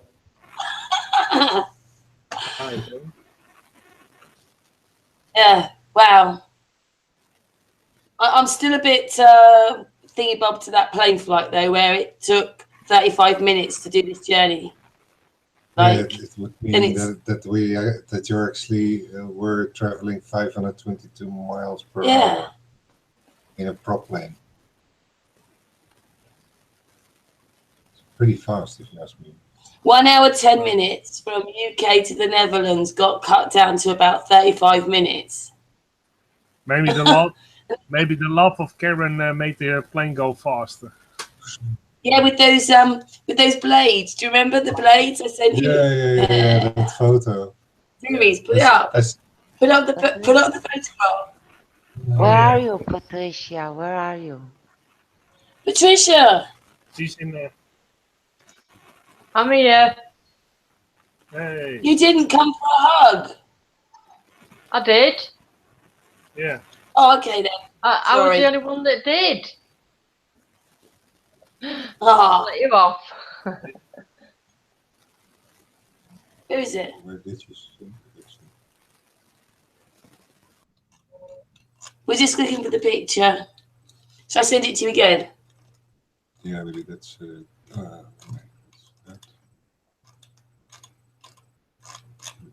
One second, I'm just sending it to Ceres. Oh, Santos has already, I've sent something to Santos. He's already replied. Right, where's Ceres? 2 seconds, guys, if I get the picture.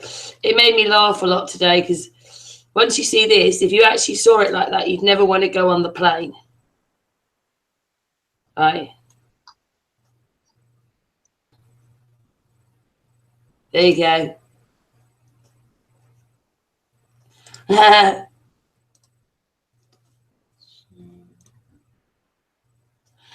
I took the picture, and that's what that's what the propeller looked like. Or can they see it yet? No, not good.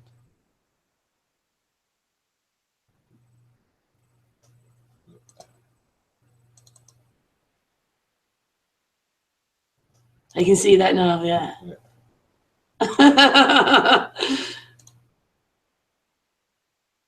It's as if the blades are flying like wings, but then very fast. I mean, I didn't see it like that to the naked eye. I couldn't even see the blade moving. But when I took the picture, that's what it looked like.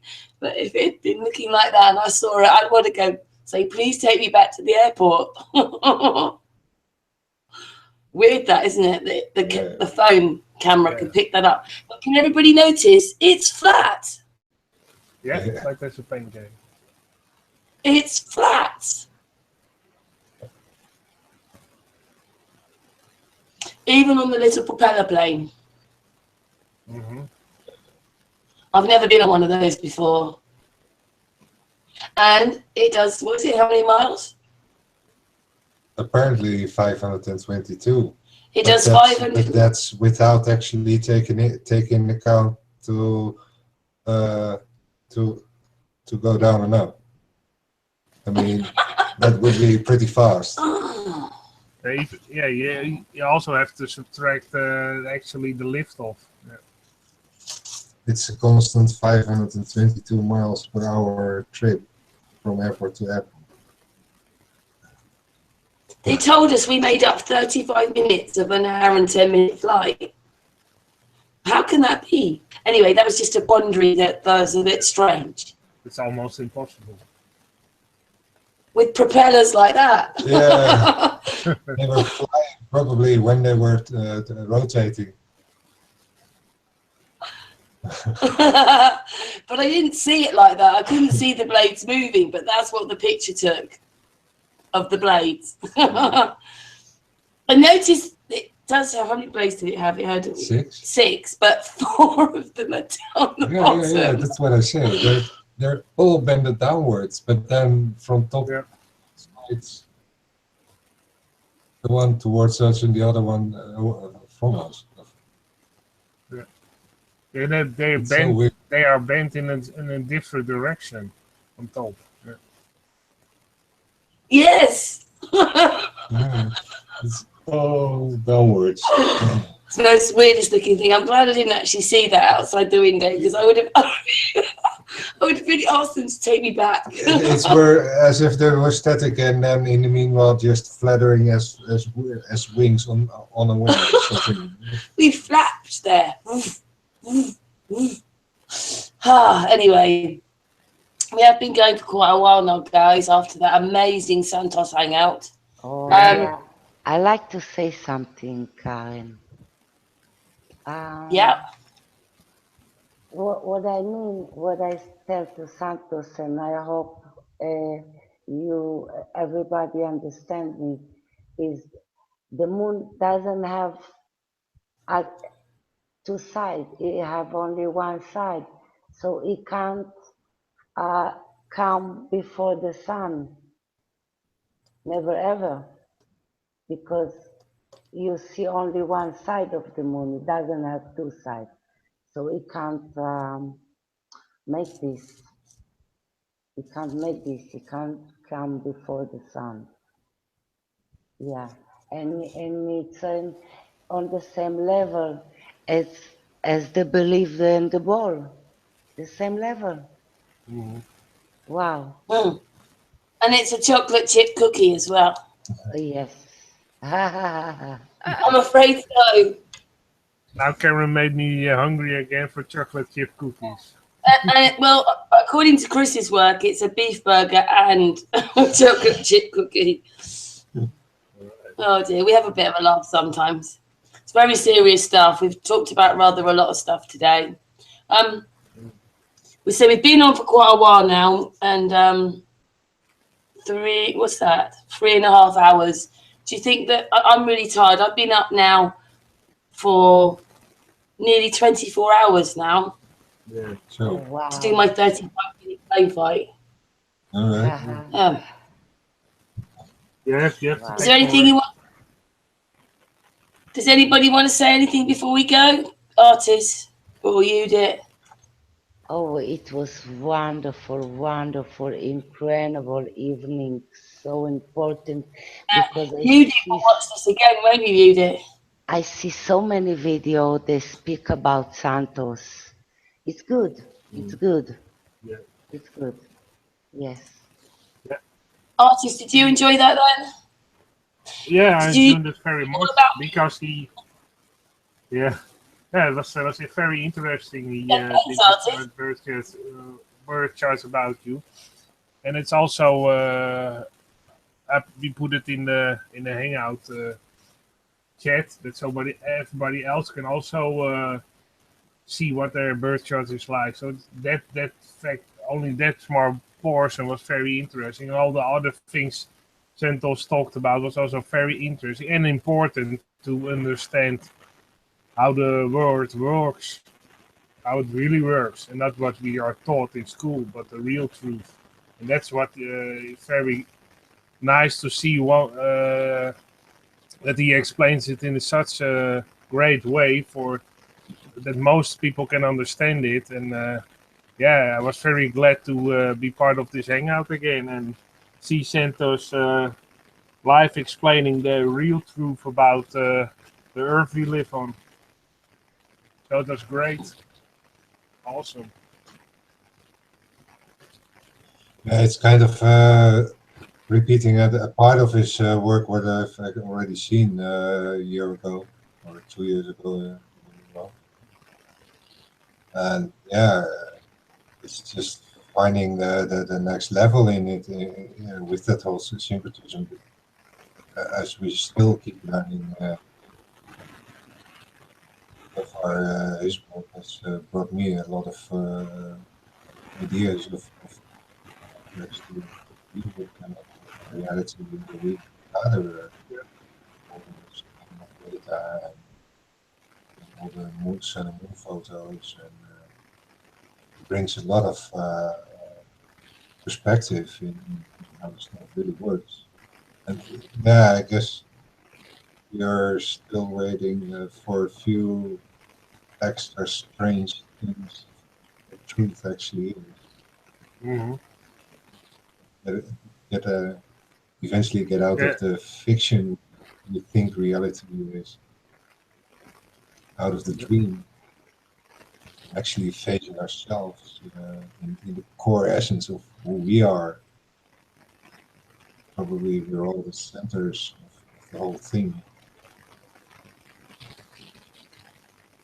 Plus, with your work, Chris's work, Santos, all comes sort of the same. Now everybody's realizing that all their work is the same work, really, just said slightly differently.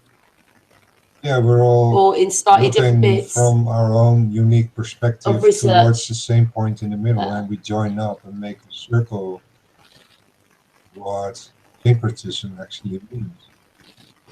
Yeah, that also proves that you are on the right track, because all your research fits together like it should. Yeah, so that also proves that you are on the right, because it fits together.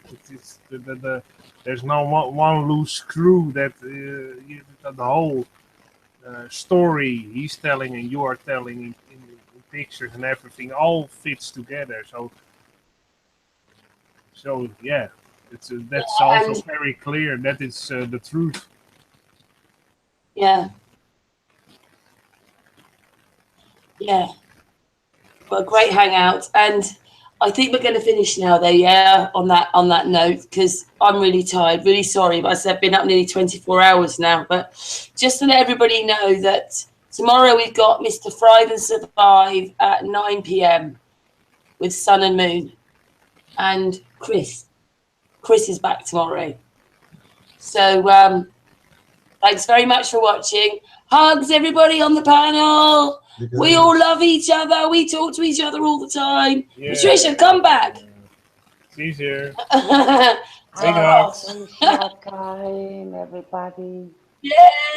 Thanks to everybody in the chat room. Thanks to everybody for watching. And you've got to watch it. How many times? 6 times to get it properly. Well, 10% at the time, so probably 9 times. God, that means they'll name me not 6 times more. Anyway. Ha! See you tomorrow, 9 p.m. UK time. Everybody. Bye-bye. Bye, everyone. Love you all. Bye. Bye.